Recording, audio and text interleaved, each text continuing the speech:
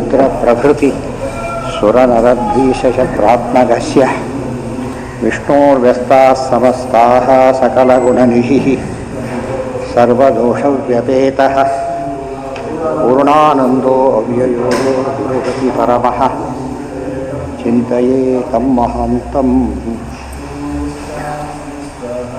देवाबुजुः यथा कृतस्ते संकल्पो भाव्यं तेनैव नान्यथा तत्संकल्पस्य ते ब्रह्मन् यद्वै ध्यायसि ते वयं ಮೂರು ಜನ ಬ್ರಹ್ಮ ವಿಷ್ಣು ಮಹೇಶ್ವರ ಮೂರು ಜನ ಸಹ ತ್ರಿಮುನಿಗಳಿಗೆ ಪ್ರತ್ಯಕ್ಷರಾಗಿ ಏನು ಮಾಡಬೇಕು ಅಂತ ಕೇಳ್ತಾರೆ. ನಾವೊಬ್ಬರು ಕರೆದ ಮೂರು ಜನ ಯಾತಕ್ಕೆ ಬಂದಿರಿ ಅಂದರೆ ನಿಮ್ಮ ಮನಸ್ಸಿನಲ್ಲಿ ಮೂರು ಜನನೂ ಬರಬೇಕು, ಅವರಿಂದ ಸಂತಾನ ಆಗಬೇಕು ಅಂತ ಅಪೇಕ್ಷೆ ಪಟ್ಟಿದ್ದರಿಂದ ಮೂರು ಜನನೂ ಬಂದಿದ್ದೇವೆ ಅಂತ ಹೇಳಿದರು.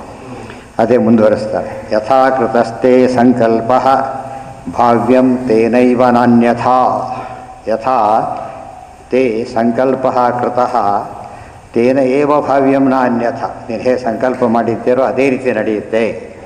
ತತ್ ಸಂಕಲ್ಪಸ್ಯ ತೇ ಬ್ರಹ್ಮನ್, ನಿನ್ನ ಸಂಕಲ್ಪ ತಕ್ಕಂತೆ ನಾವು ಯದ್ವೈ ಧ್ಯಾಯಸಿ ತೇ ವಯಂ, ನಾವು ಮೂರು ಜನನು ಮಕ್ಕಳಾಗಿ ಅವತಾರ ಮಾಡ್ತೇವೆ ಅಂತ ಹೇಳಿದ. ತತ್ಸ್ಥ ವಿಷ್ಣುಪೇಕ್ಷೆಯ ತೇ ವಯಂ ಇತಿ. ತೇ ವಯಂ, ವಯಂ ಅಂದರೆ ಮೂರು ಜನ ಸೇರಿ ಹೇಳಿದ್ದು. ಸೋಮೋ ಅಭೂತ್ ಬ್ರಹ್ಮಣವಂಶೇನ ದತ್ತೋ ವಿಷ್ಣೋಸ್ತು ಯೋಗವಿತ್ ದುರ್ವಾಸಾಹ ಶಂಕರಶ್ಯಾಂಶೋ ವಿಬೋಧಾಂಗಿರಸ ಪ್ರಜಾಹ. ಮೂರು ಜನ ಮಕ್ಕಳು ಯಾರು ಅಂದರೆ ಸೋಮಃ ಅಭೂತ್ ಬ್ರಹ್ಮಣಃ ಅಂಶೇನ, ಕ್ರಮ ಬ್ರಹ್ಮ ವಿಷ್ಣು ಮಹೇಶ್ವರ. ಈ ಕ್ರಮದಲ್ಲಿ ಸೋಮಃ ಅಭೂತ್ ಬ್ರಹ್ಮಣಃ ಅಂಶೇನ, ಬ್ರಹ್ಮದೇವರ ಅಂಶದಿಂದ ಚಂದ್ರ ಹುಟ್ಟಿದ, ಅದಕ್ಕೆ ಚಂದ್ರನಲ್ಲಿ ಬ್ರಹ್ಮದೇವರ ಸನ್ನಿಧಾನ. ದತ್ತಃ ವಿಷ್ಣೋಸ್ತು ಯೋಗವಿತ್, ದತ್ತಃ ವಿಷ್ಣೋಸ್ತು ಯೋಗವಿತ್, ದತ್ತಾತ್ರೇಯ ಯೋಗವಿತ್, ಯೋಗ ತಿಳಿಸಿದ ರೂಪ. ಅದು ಕಪಿಲ ಸಾಂಖ್ಯ, ದತ್ತ ಯೋಗ, ಅದಕ್ಕೆ ಇದು ದತ್ತಾತ್ರೇಯ ಯೋಗೆ ಅನೇಕ ಸತಿ ಕೋಟ್ ಮಾಡ್ತಾರೆ ಆಚಾರ್ಯರು. ಮೂಲ ಯೋಗ ಅಂದರೆ ದತ್ತಾತ್ರೇಯ ಯೋಗ, ಪಾತಂಜಲ ಯೋಗ ನಮ್ಮದಲ್ಲ. ಪಾಣಿನಿ ವ್ಯಾಕರಣ ಇತ್ಯಾದಿಗಳಿದ್ದರೆ ಹಾಗೋ ಹಾಗೆ. ಪಾಣಿನಿ ಇದರಲ್ಲಿ ದತ್ತಃ ವಿಷ್ಣೋಸ್ತು ಯೋಗವಿತ್ ದುರ್ವಾಸಾಹ ಶಂಕರಶ್ಯಾಂಶಃ, ದುರ್ವಾಸರು ರುದ್ರದೇವರ ಅಂಶ. ನಿಬೋಧ ಅಂಗಿರಸ ಪ್ರಜಾಹ, ಇಷ್ಟು ಜನ ಅವರಿಂದ ಹುಟ್ಟಿದರು ಅಂತ ಹೇಳಿ.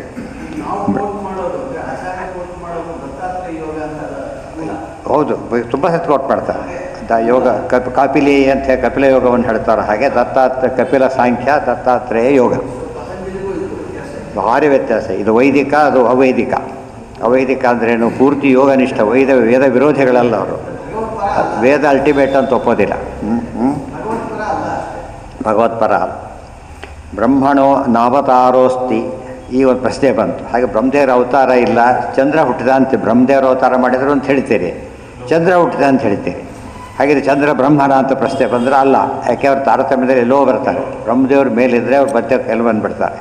ಅದಕ್ಕೆ ಹೇಳ್ತಾರೆ ಹಾಗಲ್ಲ. ಬ್ರಹ್ಮಣಃ ನಾವತಾರ ಅಸ್ತಿ, ಅದು ಬ್ರಹ್ಮಾಂಡ ಮುಕ್ತನವತಾರ ಮನಾದಿದಿಕ್ಷು. ಎಲ್ಲಿದು? ಮಧ್ವವಿಜಯ. ಯಾರನ್ನ ಕಳಿಸಿಲ್ಲ ಕೇಳಿದ್ರೆ ಯಾರನ್ನ ಕಳಿಸ್ಬೇಕು? ತಾನು ತ್ರಿಯುಗ ಅವತಾರ ಮಾಡಾಗಿಲ್ಲ. ಬ್ರಹ್ಮದೇವ್ರನ್ನ ಕಳಿಸ್ಬೇಕಾದ್ರೆ ಅವತಾರ ಇಲ್ಲ, ಇದು ಮಾಡಾಗಿಲ್ಲ, ಅವತಾರ ಇಲ್ಲ. ಅವತಾರ ಇರೋರು ಯಾರೀಗ? ಸರ್ವಜ್ಞ ಇರೋರು ಒಬ್ಬರೇ. ಇದು ಓದಿದ್ರೆ ಅರ್ಥ ಆಗುತ್ತೆ. ಹೌದು. ಬ್ರಹ್ಮಣೋ ನಾವತಾರೋಸ್ತಿ ಸನ್ನಿಧಾನಂತೂ ಕೇವಲ. ಸನ್ನಿಧಾನ ಬೇರೆ, ಅವತಾರ ಬೇರೆ. ಡೆಪ್ಯೂಟ್ ಮಾಡಿದರೆ ಹಾಗೆ ಅವ್ರು ಬಂದಾಗ ಹೌದು, ಬಟ್ ಅವರಲ್ಲ. ಡೆಪ್ಯೂಟ್ ಮಾಡಿದಾಗ ಫುಲ್ ಪವರ್ ಕೊಟ್ಟೆ ಕಳಿಸಿರ್ತಾರೆ. ತೀರ್ಮಾನ ಮಾಡೋರು ಇದೆಲ್ಲ ಇರುತ್ತೆ, ಆದರೆ ಏನಿಲ್ಲ, ಅವರಲ್ಲ. ಅವರು ಬ್ರಹ್ಮನಿಗೂ ಯಾರು ಫುಲ್ ಪವರ್ ಇಲ್ಲ. ಅದು ಆ ಸಂಬಂಧಕ್ಕೆ ಮಾತ್ರ, ಬೇರೆದಕ್ಕಿಲ್ಲ. ರೆಪ್ಯುಟೇಷನ್ ಯಾವುದು ಕೊಟ್ಟಿರ್ತಾರೆ ಅದಕ್ಕೆ ಮಾತ್ರ, ಬೇರೆದಕ್ಕೆಲ್ಲ ಇಲ್ಲ. ಬ್ರಹ್ಮನಿಗೂ ಚಂದ್ರನಿಗೂ ಏನ? ಹೌದು, ಅಷ್ಟೇ ಇಲ್ಲೇ ಇಲ್ಲ. ಏನೋ ಬ್ರಹ್ಮನಿಗೂ ಚಂದ್ರನಿಗೂ ತಾರತಮ್ಯ ತುಂಬ ವ್ಯತ್ಯಾಸ ಇದೆ. ಅದಕ್ಕೆ ಹೇಳ್ತಿರೋದು. ಚಂದ್ರನ ಯಾಕೆ ಸೆಲೆಕ್ಟ್ ಮಾಡ್ಕೊಂಡ್ರು ಅವರು? ಯಾಕೆ ಸೆಲೆಕ್ಟ್ ಮಾಡ್ಕೊಂಡ್ರೆ? ಸೆಲೆಕ್ಟ್ ಮಾಡ್ಕೊಳ್ಳೋ ಕಾರಣ ಮುಂದೆ ಅದರಿಂದ ರಾಷ್ಟ್ರಯಾಗ ನಡಿಬೇಕು, ವಿಶೇಷವಾದ ಅಂಶ ಇದೆ ಅಂತ ಸೆಲೆಕ್ಟ್ ಮಾಡ್ಕೊಂಡ್ರೆ. ಅವ್ರು ಹುಟ್ಟಿದ್ದು ಯಾರು ಅಂತ ಅಷ್ಟು ಪ್ರಶ್ನೆ, ಯಾರಿದು ಅಷ್ಟೇ ಯಾಕೆ ಎಲ್ಲದಕ್ಕೂ ಕೇಳಬೇಕು ಪ್ರಶ್ನೆ ಆಗಿತ್ತು. ಒಂದಕ್ಕೆ ಅಲ್ಲ, ಎಲ್ಲದಕ್ಕೂ ಕೇಳಬೇಕಾಗುತ್ತೆ, ಸಾಧ್ಯನೇ ಇಲ್ಲ. ಆಯ್ತಾಯ್ತಾ? ದತ್ತ ಅಥವಾ ವಂಶ ಪ್ರವರ್ತಕನಾಗಿ, ಚಂದ್ರವಂಶ ಪ್ರವರ್ತಕನಾಗ್ತಾನೆ, ವಿಶೇಷ ಮಹತ್ವವಂತ ಅದರಲ್ಲಿ ಕೃಷ್ಣ ಅವತಾರವನ್ನು ಮಾಡ್ತಾನೆ. ಅದೆಲ್ಲ ಲಿಂಕ್ ಇದೆ. ಪಾಂಡವರು ಇದರಲ್ಲಿ ಪಾಂಡವರು ಬರ್ತಾರೆ, ಚಂದ್ರವಂಶದವರೇನೆ ಅವರೆಲ್ಲ ಕೂಡ. ದೊಡ್ಡ ಯೋಗ ಇದೆ ಆತನಿಗೆ, ಬಂದರಷ್ಟೇ. ಅದೆಲ್ಲ ಸಾಧ್ಯವಾಗಿದ್ದು ಬ್ರಹ್ಮದೇವರು ಇದ್ದಿದ್ದಕ್ಕೆ. ಪಿತಾಮಹ ಅಂತ ಹೆಸರು ಭೀಷ್ಮರಿಗೆ ಬರಲಿಕ್ಕೆ ಕಾರಣ ಬ್ರಹ್ಮದೇವರ ಸನ್ನಿಧಾನ ಇದ್ದಿದ್ದು. ಇದಕ್ಕೆ ವಂಶಕ್ಕೆ ಮೂಲಪುರುಷ ಅಂತ ಅನಿಸ್ಕೊಳ್ಳೋಕ್ಕೆ ಕಾರಣವಾಗಿತ್ತು ಬ್ರಹ್ಮದೇವರ ಸನ್ನಿಧಾನ. ಅವರಿಂದ ಎಷ್ಟು ಚೇಂಜಸ್ ಆಗುತ್ತೆ ಅಂತ ಹೇಳೋದು ಸಾಕ್ಷಿ. ನಿಬೋಧ ತಿಳ್ಕೊ. ಇವರೆಲ್ಲ ಅಂಗಿರಸ ಪ್ರಜಾಹ ಅಂತ ಹೇಳಬೇಕಾದ್ರೆ ಅಂಗಿರಸರ ಪ್ರಜೆಗಳು ಇವರೆಲ್ಲ ಕೂಡ, ಅಂದರೆ ಆ ಗುಂಪಿನವರು ಇವರಿಷ್ಟು ಕೂಡ.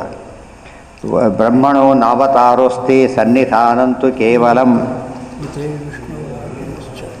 ಕೃತೆ ವಿಷ್ಣು ಅಲ್ಲಿ ಆತ್ಮನಶ್ಚ ತತಂಶೋಕ್ತಿ ಪ್ರವೇಶತಃ. ಕೃತೆ ವಿಷ್ಣೋ ಆತ್ಮನಶ್ಚ ತತಂಶೋಕ್ತಿ ಎಲ್ಲಿಯಾರು ವಿಷ್ಣುವಿನ ಅಂಶ ಅಂತ ಕರೆದ್ರೆ ವಿಷ್ಣುವೇ, ಉಳಿದವ್ರ ಅಂಶ ಅಂತ ಕರೆದು ಹಾಗೆ ತಿಳ್ಕೊಬಾರ್ದು. ಒಂದು ಭಾಗ ಮಾತ್ರ. ವಿಷ್ಣುವಿಗೂ ಅಂಶಕ್ಕೂ ವ್ಯತ್ಯಾಸ ಇಲ್ಲ, ಆವೇಶ ಬೇರೆ. ಅದಕ್ಕೆ ಋತೆ ವಿಷ್ಣುವ್ರ ಆತ್ಮನಶ್ಚ, ಎಲ್ಲೆಲ್ಲಿ ವಿಷ್ಣುವಿನ ಅಂಶ ಅಂತ ಹೇಳ್ತಾರೋ ಅಲ್ಲಿ ವಿಷ್ಣು ಅಂಶ ಅಂತ ತಿಳ್ಕೊಳ್ಳೋಕೆ ಹೋಗಬಾರ್ದು.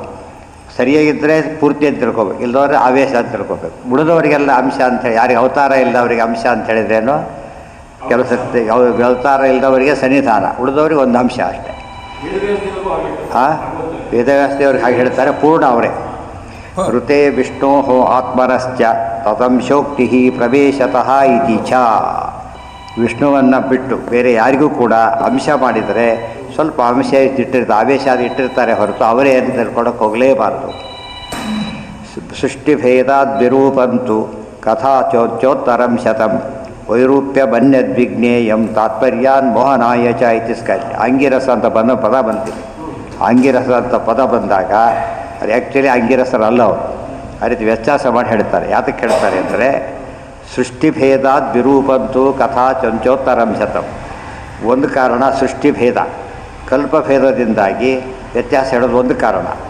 ವೈರೂಪ್ಯಂ ಅನ್ಯದ್ವಿಜ್ಞೇಯಂ ತಾತ್ಪರ್ಯಾನ್ ಮೋಹನಾಯ ಚ. ಉಳಿದವರಿಗೆ ಮೋಹನ ಮಾಡೋದಕ್ಕೆ ಹೇಳ್ತಾರೆ ಹೊರತು ವಸ್ತುಸ್ಥಿತಿ ಅಲ್ಲ. ಇತಿ ಸ್ಕಾಂತೆ ಕೃತೇತು ಪಾಂಡವ ಕಥಾ. ಕೆಲವು ಕಲ್ಪಭೇದ, ಸೃಷ್ಟಿಭೇದ ಆದಿರುವಂತೆ ಕಲ್ಪಭೇದ ಆದಿರುವಂತೆ. ಕೆಲವು ಕಲ್ಪಗಳಲ್ಲಿ ಈ ಕಲ್ಪಗಳು ಕೂಡ ಬ್ರಹ್ಮಕಲ್ಪ ಬೇರೆ, ಮನ್ವಂತರಗಳು ಅವೆಲ್ಲ ಬೇರೆ. ಅದೆಲ್ಲ ದೃಷ್ಟಾಂತ ಕೊಡ್ತಾರೆ. ಪರಮಾತ್ಮ ವಾಮಪಾದದಿಂದ, ಗೊತ್ತಾಯ್ತಾ, ವಾಮಪಾದ ಅಂಕುಷ್ಟದಿಂದ ಗಂಗೋದ್ಭವ ಆಯಿತು ಅಂತ ಹೇಳಿದ್ರು. ಕೆಲವು ಕಡೆ ಹೇಳ್ತಾರೆ ಬಲಗಾಲು ಅಂತ ಹೇಳ್ತಾರೆ, ಗರಡಗಾಲು ಅಂತ ಹೇಳ್ತಾರೆ. ಯಾತಕ್ಕೆ ಅಂದರೆ ವಯಸ್ಸತ ಮನ್ವಂತರದಲ್ಲಿ ಬೇರೆ, ರೈವತ ಮನ್ವಂತರದಲ್ಲಿ ಬೇರೆ. ಆದ್ದರಿಂದ ಹೇಳ್ತಾರೆ ವಾರಾಹೇ ವಾಮಪಾದಂತೂ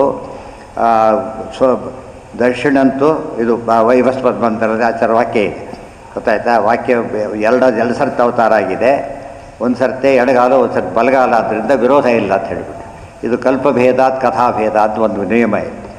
ಆದರೆ ಕಲ್ಪಭೇದ ಎಲ್ಲೆಲ್ಲಿ ಹೇಳಬಾರದು ಅಂದರೆ ಎಂಥ ಪ್ರಸಂಗಗಳಲ್ಲಿ ಸಮಸ್ಯೆ ಒಂದು ಜನರಲ್ ಪರಿಹಾರ ಕೊಟ್ಟಾಗಾಯ್ತು. ಈಗ ಎಷ್ಟೋ ಪುರಾಣಗಳಲ್ಲಿ ವ್ಯತ್ಯಾಸವನ್ನು ಹೇಳಿದು ಕೇಳ್ತೇವೆ. ಆ ವ್ಯತ್ಯಾಸಕ್ಕೆ ಏನು ಕಾರಣ? ಕಲ್ಪಭೇದ ಒಂದು ಕಾರಣ ಅಂತ ಹೇಳಿದರೆ ಆಯಿತು. ಇನ್ನೊಂದು, ಆದರೆ ಎಲ್ಲದಕ್ಕೂ ಕಲ್ಪಭೇದ ಹೇಳಬಾರ್ದು. ಮತ್ತೊಂದು ಕಲ್ಪಭೇದ ಅಂತೇಳಿ ಯಾವುದಕ್ಕೆ ಹೇಳಬೇಕು? ಬೇರೆ ಕಥೆಗಳಿಗೆ ಇಷ್ಟಕ್ಕೆ ಹೇಳಬಾರ್ದು. ಯಾವುದು ಋತೇತು ಪಾಂಡವ ಕಥಾ, ಪಾಂಡವರ ಕಥೆ ಕಲ್ಪಭೇದ ಹೇಳಬಾರ್ದು. ಯಾಕೆ ಇಡೀ ಇವರಿಗೆ ಒಂದೇ ಸರ್ತಾಗಿರೋದು, ಕಲ್ಪಭೇದ ಹೇಳಬಾರ್ದು. ಕಾಷ್ಟಂ ರಾಮಾಯಣ ಕೃಷ್ಣನ ಕಥೆ, ಕೃಷ್ಣಾವತಾರ ಆಗಿರೋ ಒಂದೇ ಸಲನೇ, ರಾಮಾವತಾರ ಒಂದೇ ಸಲ ಆಗಿರೋದು ಇಷ್ಟು ದಿವಸಗಳಲ್ಲಿ. ಆದ್ದರಿಂದ ಕಲ್ಪಭೇದ ಹಿಂದೆ ಹಾಗೇ ಇಲ್ಲ. ಆದ್ದರಿಂದ ಏನಂತ ಹೇಳಬಾರ್ದು? ಕಲ್ಪಭೇದ ಅಂತ ಹೇಳಬಾರ್ದು. ಒಂದು ನಿಮಿಷ ಇಲ್ಲ ಹೇಳ್ತೀರಿ. ಈಗ ರಾಮಾಯಣಂ ತಥ ವೇದವ್ಯಾಸ ಮಹಾಭಾರತ ಬರೆದವರು ಮತ್ತೆ ಹೇಳೋಕ್ಕೆ ಸಾಧ್ಯವೇ ಇಲ್ಲ. ಉದ್ಧರ್ತನೇ ಆಗಿರೋದು ಕೂಡ ಮುಖ್ಯವಾಗಿ.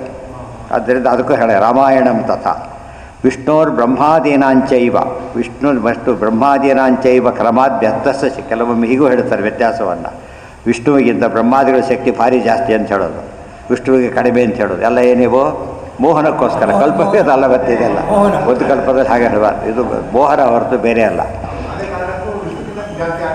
ಅದು ಚೇಂಜ್ ಆಗೋದಿಲ್ಲ. ಕಲ್ಪಭೇದ ಅಂಥೇಳಿ ಏನೇಳೋ ಕಲ್ಪಭೇದ ಮಾಡಬಾರ್ದು, ಗೊತ್ತಾಯ್ತಾ. ನಮ್ಮ ದೇಶಕ್ಕೆ ಇವರಿಗಿಬ್ಬರು ಹಾಗೆಲ್ಲ ಮಾಡ್ಲಿಕ್ಕೆ ಹೋಗಬಾರ್ದು. ಹೇಳಿದ್ದಕ್ಕೆ ಮಾತ್ರ ಮಾಡಬೇಕು. ವಿಷ್ಣೋರ್ ಬ್ರಹ್ಮಾದೀನಾಂಚೈವ ಕ್ರಮಾದ್ ವ್ಯತ್ಯಸ್ತ ಶಕ್ತಿತ ಏತದ್ ಆಪಾದಕಂ ಚಾನ್ಯಧೃತೆ ಕಲ್ಪಾದಿಭೇದ. ಇದನ್ನು ಬಿಟ್ಟುಬಿಟ್ರೆ ಇದು ಯಾವಾಗಲೂ ಮೋಹನನೇ. ಇದು ಉಳಿದ ಕಲ್ಪಭೇದದಿಂದ ಕೂಡಿಸ್ಬೇಕು. ಕಥಾಭೇದಸ್ತು ವಿಜ್ಞೇಯೋ ಮೋಹಾಯ ಏತೇಷು ಭಿನ್ನತಾ. ಈ ರೀತಿ ಮಾಡೋದಕ್ಕೆ ಒಂದು ಕಲ್ಪಭೇದ ಹೇಳಬೇಕಾದ್ರೂ ಒಂದು ಅಸಲು ಮೋಹನ ಉದ್ದೇಶ ಇದೆ. ಏನೇನೋ ಬರೀತಾರೆ ತಪ್ಪು ತಿಳ್ಕೊಳ್ಳಿ ಅಂತೇಳಿ. ಬಿಟ್ಟು ಸರ್ವೋತ್ತಮತ್ವ ಜ್ಞಾನ ಎಲ್ಲರಿಗೂ ಬರಬಾರದು ಅಂಥೇಳಿ ವ್ಯತ್ಯಾಸವೂ ಮಾಡ್ತಾರೆ. ಆದ್ದರಿಂದ ಅದು ಮೋಹಕ. ಕೆಲವು ಕಲ್ಪಭೇದದ ಕೂಡಿಸಿದರೆ ತಿಳ್ಕೊಳ್ಳೋರಿಗೆ ಸಮಸ್ಯೆ ಇಲ್ಲ, ಉಳಿದವರಿಗೆ ಮೋಹಕ ಆಗುತ್ತೆ. ಇದಂತೂ ಮೋಹಕನೇ. ಕಲ್ಪಭೇದ ಅಂತ ಕೂಡಿಸ್ಲಿಕ್ಕೆ ಹೋಗಬಾರ್ದು. ವಿಷ್ಣುವಿನ ಬಗ್ಗೆ, ಅವತಾರಗಳ ಬಗ್ಗೆ, ಶಕ್ತಿ ವ್ಯತ್ಯಾಸ ಇತ್ಯಾದಿ ಹೇಳಿದರೆ ಟೋಟಲಿ ಅದು ಮೋಹಕ. ಇಷ್ಟು ಹೇಳಿ ಇಲ್ಲೊಂದು ಸಮಸ್ಯೆ ಬರುತ್ತೆ. ಪಾಂಡವ ಕಥಾ ಮಹಾಭಾರತ ರಾಮಾಯಣ ಕೇಳಬಾರ್ದು ಅಂತ ಹೇಳಿದರು ಆಚಾರ್ಯರು. ಅವರೇ ಹೇಳ್ತಾರೆ. ಮತ್ತೆ ಹೇಳಬೇಕಾದ್ರೆ ಹೇಳಬೇಕು ಅಂತ ಇನ್ನೊಂದು ಕಡೆ ಹೇಳ್ತಾರೆ. ಎಲ್ಲಿ ಮಹಾಭಾರತಾತ್ಮರ್ಣಯದ 9ನೇ ಅಧ್ಯಾಯದಲ್ಲಿ ಕೊನೆಗೆ ಹೇಳಬೇಕಾದ್ರೆ ಇತ್ಯಶೇಷ ಪುರಾಣೇಭ್ಯ ಪಂಚರಾತ್ರೇಭ್ಯೇವ ಚ ಮಹಾರಾಮಾಯಣಚ್ಚೈವ ಅಂತ ಆಚಾರ್ಯ ಒಳ್ಳೆಯ ಮಾಡ್ತಾರೆ. ಭಾರತಾದಪಿ ಇತ್ಯಶೇಷ ಪುರಾಣೇಭ್ಯ ಪಂಚರಾತ್ರೇಭ್ಯೇವ ಚ ಭಾರತಾಚ್ಚೈವ ವೇದೇಭ್ಯೋ ಮಹಾರಾಮಾಯಣಾದಪಿ. ಇಷ್ಟರಿಂದ ರಾಮಾಯಣ ಕಥೆ ಬರೆದಿದ್ದೇವೆ ಅಂತ ಹೇಳ್ತಾರೆ.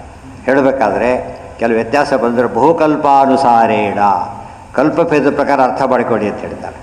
ಅವಾಗೇನು ಹೇಳಬೇಕು ಅಂದರೆ ಕಲ್ಪಗಳು ಎರಡು, ಬ್ರಹ್ಮಕಲ್ಪ ಬೇರೆ, ಈ ಕಲ್ಪಗಳು ಬೇರೆ. ಉಳಿದವರಿಗೆಲ್ಲ ಈ ಕಲ್ಪಭೇದ ಹೇಳಬೇಕು. ರಾಮಾಯಣ ಬಾರುವುದಕ್ಕೆ ಬ್ರಹ್ಮಕಲ್ಪಭೇದ ಹೇಳಬೇಕು. ಪ್ರತಿ ಬ್ರಹ್ಮಕಲ್ಪದಲ್ಲೂ ಆಗುತ್ತೆ. ಈ ಬ್ರಹ್ಮಕಲ್ಪ ಒಂದು ಸರ್ತಿ ಅಷ್ಟೇ. ಈ ಬ್ರಹ್ಮಕಲ್ಪದಲ್ಲಿ ನರಸಿಂಹಾವತಾರ ಬೇಕಾದ ಸರ್ತಾಗಿದೆ. ಪ್ರತಿ ಮನ್ವಂತರಂ ಪ್ರಾಯ ಪ್ರಹ್ಲಾದಾದ್ಯ ಬಹುವಿರೆ ಹೇಳಿದ್ದಾರೆ ಆಚಾರ್ಯರು. ಪ್ರತಿ ಮನ್ವಂತರದ್ದು ನರಸಿಂಹಾವತಾರ ಆಗುತ್ತೆ. ಅಂದರೆ 14 ಸಲ ಆಗುತ್ತೆ ಒಂದು ಬ್ರಹ್ಮೇರ ದಿನ. ಒಟ್ಟು ಎಷ್ಟಾಗುತ್ತೆ? ಸಿಕ್ಕಾಬಟ್ಟಿ ಆಗಿದೆ. ಕೃಷ್ಣಾವತಾರ ಒಂದೇ ಸಲ, ರಾಮಾವತಾರ ಒಂದೇ ಸಲ. ಆದ್ದರಿಂದ ಇಲ್ಲಿ ಕಲ್ಪಭೇದ ಅಂದರೆ ಬ್ರಹ್ಮಕಲ್ಪಭೇದ. ಅವ್ರಿಗೆ ಕಲ್ಪಭೇದ ಅಂದರೆ ಮನ್ವಂತರ ಅವೆಲ್ಲ ಭೇದ ಹೇಳ್ಬೋದು. ಬೇರೆದಕ್ಕೆ ಇವೆರಡಕ್ಕೆ ಮಾತ್ರ ಹಾಗೆ ಹೇಳಬಾರ್ದು ಅಂತ ಅರ್ಥ. ಅವಾಗ ವಿರೋಧ ಬರೋದಿಲ್ಲ. ಯಾರಿಗೆ? ಹೌದು, ರಾಮಾಯಣ ಒಂದೇ ಸರ್ತಾಗ ಮಹಾಭಾರತ ರಾಮಾಯಣ. ಇದು ವಿಶೇಷ ಅಂಶ. ಮೂರ್ತಿ ಸರ್ವಗುಣೋತ್ಪತ್ತು. ಆದ್ದರಿಂದನೇ ಭೀಮಾವತಾರ ಒಂದೇ ಸಲ, ಹನುಮದಾವತಾರ ಒಂದೇ ಸಲ, ಮಧ್ವಾವತಾರ ಒಂದೇ ಸಲ. ಯಾಕೆ? ಇದು ಲಿಂಕ್ ಆಗಿದ್ದು, ಇಬ್ಬರು ಲಿಂಕ್ ಆಗಿದ್ದರಿಂದ ಪತ್ತೆ ಆಗೋದಿಲ್ಲ. ಬಿಡೋದು ಯಾವುದ್ರಲ್ಲಿ ಮಾಡ್ತಾರೆ ಅಂತ ಕೇಳಿದರೆ ಅದು ಹಿಂದೆ ಈ ಕಲ್ಪಗಳ ಗ್ರಂಥಗಳು ಮತ್ತೆ ಸಿಗುತ್ತೆ. ವಿಷ್ಣು ತೀರ್ಥರು ಬಂದು ಹೇಗೆ ಪುನರುಜ್ಜೀವನ ಮಾಡ್ತಾರೋ ಗ್ರಂಥಗಳು ವೇದವ್ಯಾಸ ಗ್ರಂಥಗಳನ್ನು ಹಾಗೆ ಅಶ್ವತ್ಥಾಮಾಚಾರ್ಯರು ಮಾಡ್ತಾರೆ ಮುಂದೆ. ಆ ರೀತಿ ಮಾಡ್ತಾ ಹೋಗ್ತಾರೆ. ಆದ್ದರಿಂದ ಮತ್ತೆ ರೀಪ್ರಿಂಟ್ ಆಗ್ತಿದ್ದ ಸಮಸ್ಯೆ ಇಲ್ಲ. ಅದು ಉಳಿದವರಿಗೆ ಪಟ್ಟ. ಆದರೆ ವೇದವ್ಯಾಸರು ಸಾಕ್ಷಾತ್ ತಗೊಂಡಾಗ ಒಂದೇ ಸಲ, ಮುಖ್ಯ ವೇದವ್ಯಾಸ ರೂಪ ಒಂದೇ ಸಲ. ಇಲ್ಲಿ ಕಲ್ಪಭೇದ ತೊಗೊಂಡ್ರೆ ಸಾಕು. ಇದು ಬೇಕಿಲ್ಲ. ಯಾವುದೋ ಅಂಗೀರಸಿರೋ ಎಲ್ಲ ಕಾಲಕ್ಕಿರೋರಾದ್ದರಿಂದ ಕಲ್ಪಭೇದ ಹೇಳಿದರೆ ಸಾಕು. ಏನು ಹೇಳಬಾರ್ದು ಅವರಿಗೆ? ಬರೀ ಸ್ವಲ್ಪ ಮೋಹನ, ಕಲ್ಪಭೇದ ಮೋಹನಕ್ಕೋಸ್ಕರನೇ ಹೇಳೋದು, ವಿಚಾರ ಸಂಶಯನೇ ಇಲ್ಲ. ಅದು ಕೂಡಿಸ್ಬೇಕಾದ್ರೆ ಕಲ್ಪಭೇದ ಅಂತ ನಮಗೆ ಸಮಾಧಾನ ಆಯಿತು ಅಷ್ಟೇ. ಉಳಿದವರಿಗೆ ಮೋಹಕ, ನಮಗೆ ಕ್ಲಾರಿಟಿ ಇದೆ. ಇದರಲ್ಲಿ ಹಾಗಲ್ಲ. ವಿಷ್ಣು ವಿರೋಧ ಆದರೆ ಬಂದರೆ ಅದು ಯಾವ ಕಾರಣಕ್ಕೂ ಅಗ್ರಾಹ್ಯನೇ, ಅದು ಕೇವಲ ಮೋಹಕ. ಆಚಾರ್ಯ ಮಧ್ವರು ಪ್ರತಿಕಲ್ಪದಲ್ಲೂ ಬರ್ತಾರ? ಇಷ್ಟೊತ್ತು ಹೇಳಿದ್ದೇನು? ಒಂದೇ ಸರ್ತಿ ವ್ಯಾಸಾವತಾರ, ಒಂದೇ ಸರ್ತಿ ಮಧ್ವಾವತಾರ. ಓಹೋ, ಅದಕ್ಕೆ ಲಿಂಕ್ ಆಗಿರೋದ್ರಿಂದ ಇಬ್ಬರು ಬರಲಿ. ಉಳಿದವರು ಅವರಗ್ರಹಿತರು ಬರ್ತಾರೆ, ದೊಡ್ಡ ದೊಡ್ಡ ಋಷಿ ಜ್ಞಾನಿಗಳು ಬರ್ತಾರೆ, ಅವರೆಲ್ಲ ಮಾಡ್ತಾರೆ. ಈ ಗ್ರಂಥ ಉಪಯೋಗಿಸ್ತಾರೆ ಅವರು. ಮಧ್ವರ ಇಲ್ಲದೆ ಇದ್ಮೇಲೆ ನಮ್ಮ ಗತಿ ಎಷ್ಟಂತ ಹೇಳೋದು? ಟೀಕಾರ ಇರಲಿ ಬಂದಮೇಲೆ ಗ್ರಂಥಗಳು ಬರುತ್ತೆ. ಈ ಗ್ರಂಥ ಫಾರ್ ಎವರ್ ಇರುತ್ತೆ. ಇದು ಗ್ರಂಥ ನಾಶ ಆಗೋದಿಲ್ಲ. ಗೊತ್ತಾ? ಟೀಕಾರಾಯರು ಎದುರಿಗಿಲ್ಲ ಈಗ. ಅವ್ರ ಗ್ರಂಥದಿಂದ ಓದ್ತೇವೆ ಇಲ್ವಾ? ಆ ರೀತಿ ಎಷ್ಟೋ ಆನ್ಲೈನೇ ಇಲ್ವಾ? ಇದ್ದರೂ ಕೂಡ ಉಪಯೋಗ ಮಾಡಿಕೊಳ್ಳಿ. ಆನ್ಲೈನೇ ಬರ್ತಿರ್ಬೇಕಾದ್ರೆ ಅದೇ ದೇವತೆಗಳು ಭಾರಿ ದೊಡ್ಡವರು. ಋತೇತು ಪಾಂಡವ ಕಥಾಂ ದೇವಾಬೂಜು ಮೂರ್ತಿ ಸರ್ವಗುಣೋತ್ಪತ್ತೌ ನರ ನಾರಾಯಣೌ ಋಷಿ ಯಯೋರ್ಜನ್ಮನ್ ಯದೋ ವಿಶ್ವಂ ಅಭ್ಯನಂದತ್ ಸುನಿರ್ವೃತಂ. ಅದು ದೊಡ್ಡದು. ಎಲ್ಲಿಂದ 53 ಜಂಪ್ ಆದರು. 33ರಿಂದ ಅಲ್ಲೇನಿದೆ, ದಕ್ಷ ಪ್ರಜಾಪತಿಗೆ 16 ಜನ ಹೆಣ್ಮಕ್ಳು. ಅದೆಲ್ಲ ಬ್ಯಾಕ್ಗ್ರೌಂಡ್ ಗೊತ್ತಿದ್ದು ಏನೇನು ಗೊತ್ತಾಗಲಿದ್ದಾರೆ. ಭಾಗವತ ತಾತ್ಪರ್ಯ ಗೊತ್ತಿರಬೇಕಾದ್ರೆ ಭಾಗವತ ಅರ್ಥ ಓದೇ ಇರಬೇಕು, ಇಲ್ದವ್ರು ಅರ್ಥ ಆಗೋದಿಲ್ಲ. ತಾತ್ಪರ್ಯನೇ ಆಗಲ್ಲ. ಉದ್ದಕ್ಕೆಲ್ಲ ಲಿಂಕ್ ಕೊಟ್ಟರೆ ಹೇಳ್ತಾರೆ. ಅಲ್ಲೆಲ್ಲ ಹೇಳಿಬಿಟ್ಟಿರೋದ್ರಿಂದ ಇಲ್ಲಿ ಈ ವಿಷಯಕ್ಕೆ ಮಾತ್ರ ಹೇಳ್ತಾ ಹೋಗ್ತಾರೆ. ಮೂರ್ತಿ ಅಂದರೆ ಮೂರ್ತಿ ದೇವಿ. ಸುಮ್ಮನೆ ಮೂರ್ತಿ ಯಾವ ಮೂರ್ತಿ ಅಂತ ಗೊತ್ತಾಗೋದಿಲ್ಲ. ಆದರೆ ಒಬ್ಬಳ ಹೆಸರು ಮೂರ್ತಿ ಅಂತ ಹೇಳಿ. 16ರಲ್ಲಿ ತ್ರಯೋದಶಿ ಆದಾತ ಧರ್ಮಾಯ 13 ಜನ ಹೆಣ್ಮಕ್ಕಳನ್ನು ಯಮದೇವರು ಕೊಟ್ಟು ಮದುವೆ ಮಾಡ್ತಾರೆ ದಕ್ಷ ಪ್ರಜಾಪತಿ. ಆಮೇಲೆ ಒಬ್ಬಳನ್ನು ಅಗ್ನಿಗೆ, ಒಬ್ಬಳನ್ನು ಪಿತೃಗಳಿಗೆ, ಸ್ವಾಹ ಸ್ವಧಾ ಎಷ್ಟಾಯಿತು? 15. ಕೊನೆಯವಳ ಸತಿ ರುದ್ರದೇವರು ಕೊಟ್ಟು ಮದುವೆ ಮಾಡಿದರು. ಇಷ್ಟು ಹೇಳಿದ್ದಾರೆ. ಅವ್ರ ಮಕ್ಕಳು ಯಾರ್ಯಾರು ಡೀಟೇಲಾಗಿ ಹೇಳ್ತಾರೆ. ಅದೆಲ್ಲ ಅಲ್ಲಿದೆ. ಇಲ್ಲಿ ಕನ್ಫ್ಯೂಷನ್ ಇರೋದು ಹೇಳ್ತಾರೆ. ಮೂರ್ತಿ ದೇವಿಯಲ್ಲಿ ಸರ್ವಗುಣೋತ್ಪತ್ತಿ ನರನಾರಾಯಣ ಋಷಿ, ನರನಾರಾಯಣ ಅವತಾರವನ್ನು ಮಾಡಿದರು ಅಂತ ಹೇಳಿದರು. ಇವರು ಯಾರು ಅಂದರೆ ಯಯೋರ್ಜನ್ಮನ್ಯದೋ ವಿಶ್ವಂ ಅಭ್ಯನಂದತ್ ಸುನಿರ್ವೃತಂ. ನೋಡೋದಕ್ಕೆ ಅವರೆಲ್ಲ ಇಬ್ಬರು ಸಾಕ್ಷಾತ್ ನಾರಾಯಣ ಅಂತ ಕಾಣಿಸುತ್ತಾರೆ. ಕಂಟಿನ್ಯೂ ಮಾಡ್ತಾರೆ ನೋಡಿ. ಯೋ ಮಾಯಯ ವಿರಚಿತಂ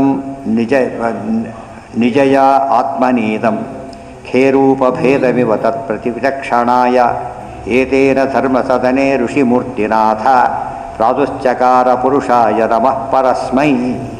ಅಲ್ಲಿ ಆ್ಯಕ್ಚುಲಿ ಹುಟ್ಟಿದ್ದು 4 ಜನ ಅವತಾರ ಮಾಡಿದ್ದು, 4 ಜನ, ನರ, ನಾರಾಯಣ, ಹರಿ, ಕೃಷ್ಣ ಅಂತ ಅದನ್ನೆಲ್ಲ ಹೇಳ್ತಾರೆ.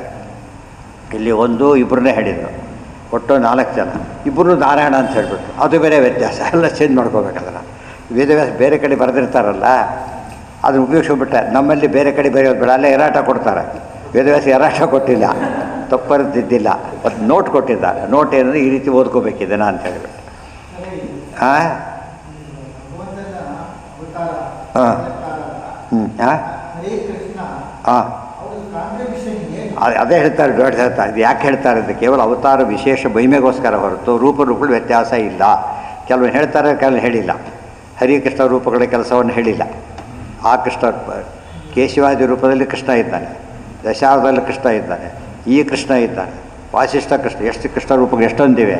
ನಿಮಗೆ 2 ರೂಪದ ಬಗ್ಗೆ ಮಾತ್ರ ವಿಸ್ತಾರವಾಗಿ ಹೇಳೋದು, ಉಳಿದ ಬಗ್ಗೆ ಹೇಳಿಲ್ಲ.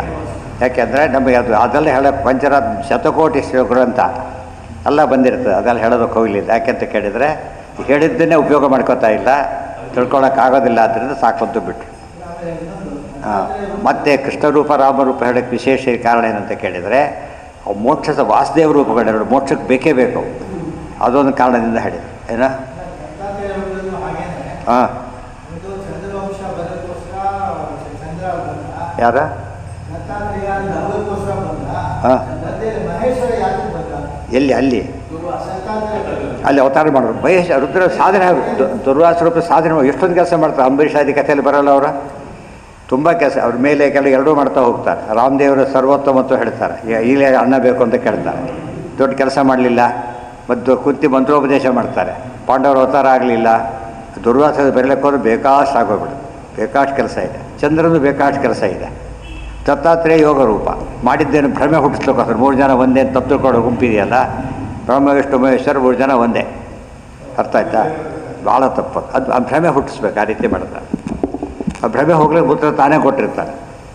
ಕೆಲವು ಸರ್ತೆ ಒಂದು ಇದಿರ್ತದೆ, ಎಷ್ಟೋ ಸಲ ಬರೆದಿರ್ತಾರೆ, ತಾವೇ ನೋಟ್ ಕೊಟ್ಬಿಡ್ತಾರೆ. ಅವಾಗ ಆಕ್ಷೇಪಣೆ ಮಾಡೋಂಗಿಲ್ಲ. ಅದು ಆ ನೋಟ್ ಕೊಟ್ಟ ಮೇಲೆ ಅದು ಅದ್ರ ಪ್ರಕಾರ ಅರ್ಥ ಮಾಡಬೇಕು.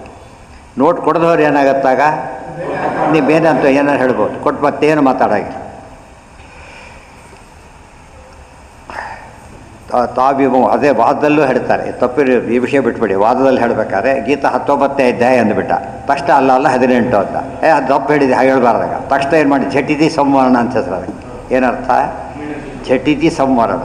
ಚೇಂಜ್ ಮಾಡ್ಕೊಳ್ಳೋದೊಂದು ತಕ್ಷಣ ಮಾಡಿ. ಇವ್ರು ಹೇಳಿದ ಮೇಲೆ ಮಾಡ್ಕೊಂಡ್ರೆ ಹೋಯ್ತು, ಹೇಳಿ ಮಾಡ್ಕೊಳ್ಳೋಂಗಿಲ್ಲ. ಮದ್ದೆ ಹೇಳಿಬಿಟ್ರೆ ಅವ್ರಿಗೆ ಕರೆಕ್ಟ್ ಚಾನ್ಸ್ ಇದೆ ಹೇಳೋದಕ್ಕೆ. ಅರ್ಥ ಆಯ್ತಾ? ಅದು ಕೆಲಸ ಬುದ್ಧಿವತ್ತಿಗೆ 2 ಹೇಳಿಬಿಡ್ತಾರೆ, ಯಾವ್ದಾದ್ರು ಸರಿ ಆಗಲಿ ಅಂತ. ಅದು ಒಪ್ಪೋದಿಲ್ಲ, ಒಂದು ಹೇಳೋ ಅಂತಾರೆ, 2 ಹೇಳೋಂಗಿಲ್ಲ. ಅದನ್ನು ತಾನೇ ತಿದ್ಕೊಂಡ್ಬಿಟ್ರೆ ಸಮಸ್ಯೆ ಇಲ್ಲೇ ಇಲ್ಲ. ಇದು ಅವರು ತಿದ್ಕೊಳ್ಳೋದಿಲ್ಲ, ತಿದ್ಕೊಳ್ಳೋ ಪ್ರಶ್ನೆ ಬರೋದಿಲ್ಲ ಅವರಿಗೆ. ಮೋಹನಕ್ಕೋಸ್ಕರ ಹೇಳ್ತಾರೆ. ಆದ್ದರಿಂದ ತಾವೇ ಬೇರೆ ಕಡೆ ಬರೆದಿದ್ದಾರೆ. ಮತ್ತು ಇಲ್ಲಿ ಬರೋದು ಇಲ್ಲಿ ಯಾಕೆ ಬರಲಿಲ್ಲ ಅಂತ ಕೇಳಿ, ಇಡೀ ಪುಸ್ತಕ ಅದು ಒಂದೇ ಪುಟದಲ್ಲಿ ಎಲ್ಲ ಯಾಕೆ ಬರೀಬೇಕು ನಿಮಗೆ? 100 ಪುಟ ಪುಸ್ತಕದಲ್ಲಿ ಒಂದೇ ಪುಟದಲ್ಲಿ ಎಲ್ಲ ಬರೆಯೋದು, 100 ಪುಟ ಯಾಕೆ ಬೇಕಾಗ್ತಿತ್ತು ಅದಕ್ಕೆ? ಮತ್ತು ಅಷ್ಟು ವಿಷಯ ಇದೆ ಅಂತ ಅರ್ಥ. 18 ಪೀರಿಯಡ್ ಬರಲಿಕ್ಕೆ ಕಾರಣ ಏನು ಅಂದರೆ ಎಲ್ಲ ವಿಷಯ ತಿಳಿಬೇಕು ಅಂತ ಬರೆದಿದ್ದಾರೆ. 18 ಓದಿ ಮಾತಾಡಬೇಕು, ಒಂದೊಂದೇ ಓದಿ ಮಾತಾಡಬಾರ್ದು. ಏನು ಓದ್ದೇ ಮಾತಾಡ್ತಾರೆ, 18 ಅಲ್ಲ, ಒಂದು ಓದ್ದೇ ಮಾತಾಡ್ತಾರೆ. ಇವರು ಕೈ ಕೇಳ್ತಾ ಕೂತಿರ್ತಾರೆ. ತಪ್ಪದು. ಎಲ್ಲದನ್ನು ಓದಬೇಕು, ವಿರೋಧಗಳನ್ನೆಲ್ಲ ಪರಿಹಾರ ಮಾಡ್ಕೋಬೇಕು. ಎಲ್ಲ ಗೈಡ್ಲೈನ್ಸ್. ಪುರಾಣ ಸ್ಥಾನಪಾಂತಾರ ಹೇಳಿಬಿಟ್ಟಿದ್ದಾರೆ. ಇದು ನಡೆದಲ್ಲಿ ಪುರಾಣ ಹೇಳಕ್ಕೆ ಹೋದರೆ ದೊಡ್ಡ ಅಪಾಯಕರ, ಎಲ್ಲೋ ಬಿದ್ದೋಗ್ಬಿಡ್ತಾರೆ ಅಷ್ಟೇ. ಅದಾದ ಮೇಲೆ ದ್ವಾಮಿಮು ಇಷ್ಟರಲ್ಲಿ ಏತೇನ ಧರ್ಮಸದನೆ ಋಷಿಮೂರ್ತಿನಾಥ ಪ್ರಾದುಶ್ಚಕಾರ ಪುರುಷಾಯ ನಮಃ ಪರಸ್ಮೈ. ಪ್ರಾದುಶ್ಚಕಾರ ಪುರುಷ ನಮಸ್ತ. ಯಾತಕ್ಕೆ ಮಾಡಿದ್ದಿಷ್ಟೆಲ್ಲ ಕೂಡ ಅಂದರೆ ತನ್ನ ಭೇದ ಏನೂ ಇಲ್ಲೇ ಇಲ್ಲ. ರೂಪಭೇದಮಿವ ತತ್ಪ್ರತಿ ಚಕ್ಷಣಾಯ. ಉಳಿದವರಿಗೆಲ್ಲ 4 ತೊಗೊಂಡ ಅಂದರೆ 1 ರೂಪಕ್ಕೆ ಆಗಲಿಕ್ಕಿಲ್ಲ ಅಂತ ತಿಳ್ಕೊಳ್ಳಿ. 1 ರೂಪಕ್ಕೆ ಆಗಲ್ಲ ಅಂತ 4 ರೂಪಾಯಿ ಮಾಡ್ದ, ಹೇಳಲಿಕ್ಕೇನಂತೆ? ಬೈಯೋರು ಸಾಕ್ತಾ ಅವ್ರಿಗೆ ಅವ್ರ ಬಗ್ಗೆ ತಲೆ ಕೆಡಿಸ್ಕೊಳಕ್ಕೆ ಹೋಗಬೇಕಾಗಿಲ್ಲ. ಯಾಕಂದ್ರೆ ಅವ್ರಿಗೆ ಏನು ಬೇಕಿಲ್ಲ. ಅವರಿಗೆ ಒಂದು ಪದ ಉಪಯೋಗಿಸ್ಬಿಟ್ಟು ಬ್ರಹ್ಮ ಜಿಜ್ಞಾಸ, ವಿಚಾರ ಮಾಡಿದೇ ತಿಳಿಬೇಕು ಅಂತ ಹೇಳಿದಾಗ ವಿಚಾರ ಮಾಡದೇ ತಿಳ್ಕೊಳ್ಳೋಕ್ಕೋರು ಏನಂತ ಕರೀತಾರೆ? ಜಿಜ್ಞಾಸೆ ಆಗೋದಿಲ್ಲ. ಅದರಿಂದ ರೂಲ್ಡ್ ಔಟ್.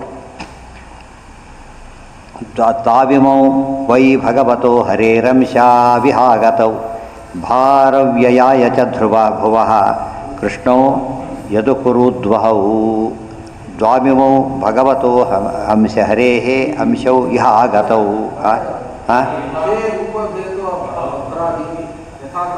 ಅದು ಹೇಳಿಲ್ಲ ಇದರೊಳಗೆ, ಇಷ್ಟೇ ಇರೋದು. ಅಲ್ಲ, ಭಾಷೆ ಮುಂದೆ ಓದಿಲ್ಲ, ಅದು ಇನ್ನೂ ಬೇಕಾಷ್ಟಿದೆ. ನರೇ ವಿಷ್ಣು ಯಾವುದ್ರ ಭಾಷೆ ಇದೆ ಇದಕ್ಕೆ ತಾನೆ. ಅದು ಭಾಷೆ ಅಲ್ಲ, ಅದು ಮೂಲನೇ, ಅದು ಭಾಷೆ ಅಲ್ಲ, ಮೂಲ. ಮೂಲ ಯಾವುದ್ರಲ್ಲಿದೆ? ಎಲ್ಲಿದೆ? ಹಾಂ, ಎಲ್ಲಿ ನೋಡಿ, ಇಲ್ಲಿ ಯೋಮಾಯ ಎಲ್ಲಿದೆಯಪ್ಪ?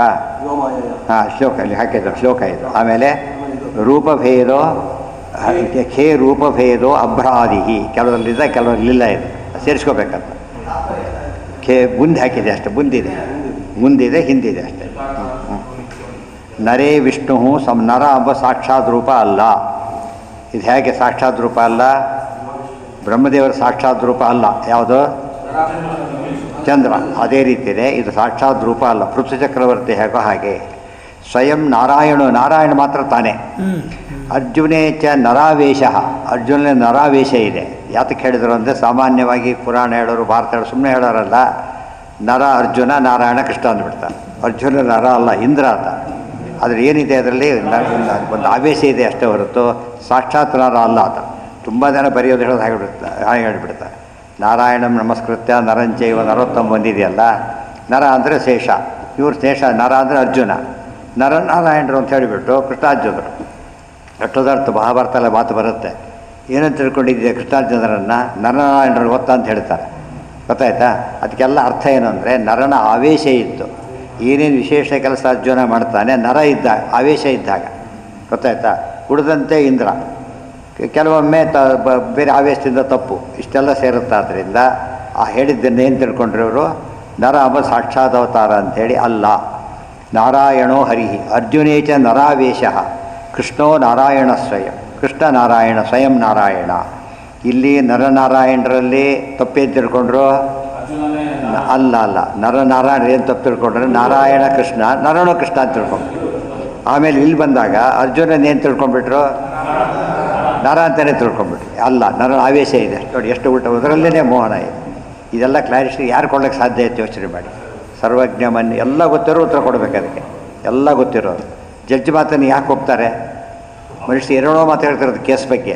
ಕೊನೆಗೆ ಅಂದ್ಕೊಂಡಿದ್ದಕ್ಕೆ ಅದಕ್ಕೂ ಪೂರ್ತಿ ಡಿಫ್ರೆಂಟ್ ಆಗೋಗ್ಬಿಟ್ಟಿದೆ. ಯಾತಕ್ಕೆ ಅಂದರೆ ಇವೆಲ್ಲ ಕೇಳಿ ಸುದ್ದಿ ಕೇಳಿ ಮಾತಾಡಿದವರು ಅಷ್ಟೇ ಹೊರತು ಏನಲ್ಲ, ಯಾವ ಡಾಕ್ಯುಮೆಂಟು ನೋಡಿದವರಲ್ಲ. ಯಾರು ಹೇಳಿದ್ರು ಇವ್ರು ಹೇಳಿದ್ರು ಅಂತ ತಿಳ್ಕೊಂಡ್ಬಿಡ್ತಾರೆ. ಅವರೆಲ್ಲ ನೋಡಿ ಹೇಳೋದ್ರಿಂದ ಅವ್ರ ಜಡ್ಜ್ಮೆಂಟಿಗೆ ಮತ್ತೆ ಯಾರೂ ಮಾತಾಡೋಲ್ಲ. ಯಾತಕ್ಕೆ? ಎಲ್ಲನೂ ನೋಡಿಲ್ಲ, ಯಾರು ಮಾತಾಡೋಂಗಿಲ್ಲ. ಎಲ್ಲ ನೋಡಿದ್ದಾರೆ, ಆದ್ದರಿಂದ ಇರಬೇಕು. ಇವತ್ತು ನಮ್ಮಲ್ಲಿ ಎಷ್ಟೋ ಜನ ಉಪನ್ಯಾಸ ಏನು ಶುರು ಮಾಡಿಬಿಟ್ಟಿರ್ತಾರೆ ಇತ್ತೀಚೆಗೆ ಅಂದರೆ, ಆಚಾರ್ಯ ಹೀಗೆ ಹೇಳಿದ್ದಾರೆ ಆದರೆ ಇಲ್ಲಿ ಹೀಗಿದೆ ಅಂತ ಹೇಳೋದು. ಅಂದರೆ ಆಚಾರ್ಯ ವಿರುದ್ಧವಾಗಿದೆ ಅಂತೇಳಿ ಅದು ಸ್ಟೈಲ್ ಆಗಿಬಿಟ್ಟು ಇತ್ತೀಚೆಗೆ ಒಂದು ಟ್ರೆಂಡ್, ಅದು ಬರಬಾರ್ದು ಹಾಗೆಲ್ಲ. ಅಲ್ಲ, ನೀವು ನೋಡಿದ ಆಚಾರ್ಯ ನೋಡಿಲ್ವಾಗಿದ್ದರೆ ಅವ್ರು ಬಂದಿರೋದು ಸರ್ವ ಮೂಲವನ್ನು ನೋಡಿ ಬರೀಲಿಕ್ಕೆ ಬಂದಿದ್ದರಿಂದ ಸರ್ವಮೂಲ ಅವರು. ಅರ್ಥ ಆಯ್ತಾ? ಅದು ಬಿಟ್ಟು ಇವ್ರು ಹೇಳುವ ಬಂದು ಯಾವುದೋ ಮೂಲೆ ಓದಿಬಿಟ್ಟು ನೋಡಿದ್ರೆ ಇದು ಆಚಾರ್ಯ ಹೇಳಿಲ್ಲ, ಈ ಥರ ವಾದ. ಅಂದರೆ ಏನಾಗಿದೆ, ಸರ್ವಮೂಲದ ಬಗ್ಗೆ ಅಷ್ಟು ಇದಿಲ್ಲ. ಡೀಪ್ ಅಧ್ಯಯನ ಮಾಡದೆ ಹೋದರೆ ಇದು ಬರೋಲ್ಲ. ಒಂದೊಂದು ಹೇಳ್ಬೇಕಾದ್ರೆ ಎಷ್ಟು ಕಷ್ಟ ಅಂತ ಗೊತ್ತಾಗತ್ತೆ. ಹುಡುಗಿ ನೋಡೋದೇ ಕಷ್ಟ. ಆ ಥರ ಟ್ರೆಂಡ್ ಇದೆ ತುಂಬ ಕಡೆ. ಉಪನ್ಯಾಸಗಳಿಂದ ಸೆಮಿನಾರ್ಗಳಂದರೆ ಈ ಕಾನ್ಸೆಪ್ಟ್ ಬಂದುಬಿಟ್ಟಿದೆ ಎಷ್ಟೋ ಕಡೆ. ಅಲ್ಲ, ನರ ಶೇಷ ದೇವರ ನರ ರೂಪ. ನರ ಅಂತ ರೂಪ, ಮೂಲ ರೂಪ ಶೇಷನೇ. ಖೇ ರೂಪಭೇದೋ ಅಭ್ರಾದಿ. ಖೇ ರೂಪಭೇದ ಅಭ್ರ ಅಂದ್ರೇನು? ಮೇಘಾದಿಗಳಿಂದಾಗಿ ಈ ಕಡೆ ಆ ಕಡೆ ಅಂತ ಮಾತಾಡ್ತೀವಲ್ಲ ಅಷ್ಟೇ ಹೊರತು ಏನಲ್ಲ, ಅದು ವಿಕಾರ ಅಲ್ಲ. ಯಥಾಕಾಶ ಸ್ಥಿತೋ ನಿತ್ಯಂ ಭಗವದ್ಗೀತಾ. ಯಥಾಕಾಶೇ ವಿಮಾನಾದಿ ರೂಪಭೇದ ಪ್ರತೀಯತೆ ತಥಾ ಹರೋ ಜಗದಿದಂ ತತ್ಸಾಮರ್ಥ್ಯಾತ್ ಪ್ರತೀಯತೆ ಇತಿ ಬ್ರಾಹ್ಮೆ. ರೂಪಭೇದ ಅಂಬೋದು ನೋಟಕ್ಕೆ ಒಂದು ವಸ್ತುತಃ ರೂಪಭೇದ ಇಲ್ಲ. ಯಾಕೆ ದೃಷ್ಟಾಂತ ಕೊಡ್ತಾರೆ. ಸುಮ್ಮನೆ ಆಕಾಶ ನೋಡ್ತಿರ್ತೇವೆ, ಏನೇನೋ ಕಾಣುತ್ತೆ. ಮೇಘಗಳು ಬಂದಾಗೆಲ್ಲ ಏನಾಗುತ್ತೆ, ವಿಮಾನಾದಿ ಏನೇನೋ ಕಾಣುತ್ತೆ. ಮುಳುಗಬೇಕಾರಂತೂ ಏನೇನೋ ಸೀನುಗಳು ಕಾಣುತ್ತೆ. ಆ್ಯಕ್ಚುಲಿ ಏನಲ್ಲ ಅವೆಲ್ಲ ಕೂಡ ಆಕಾಶಕ್ಕೆ ಅದಕ್ಕೆ ಏನೂ ಸಂಬಂಧ ಇಲ್ಲ.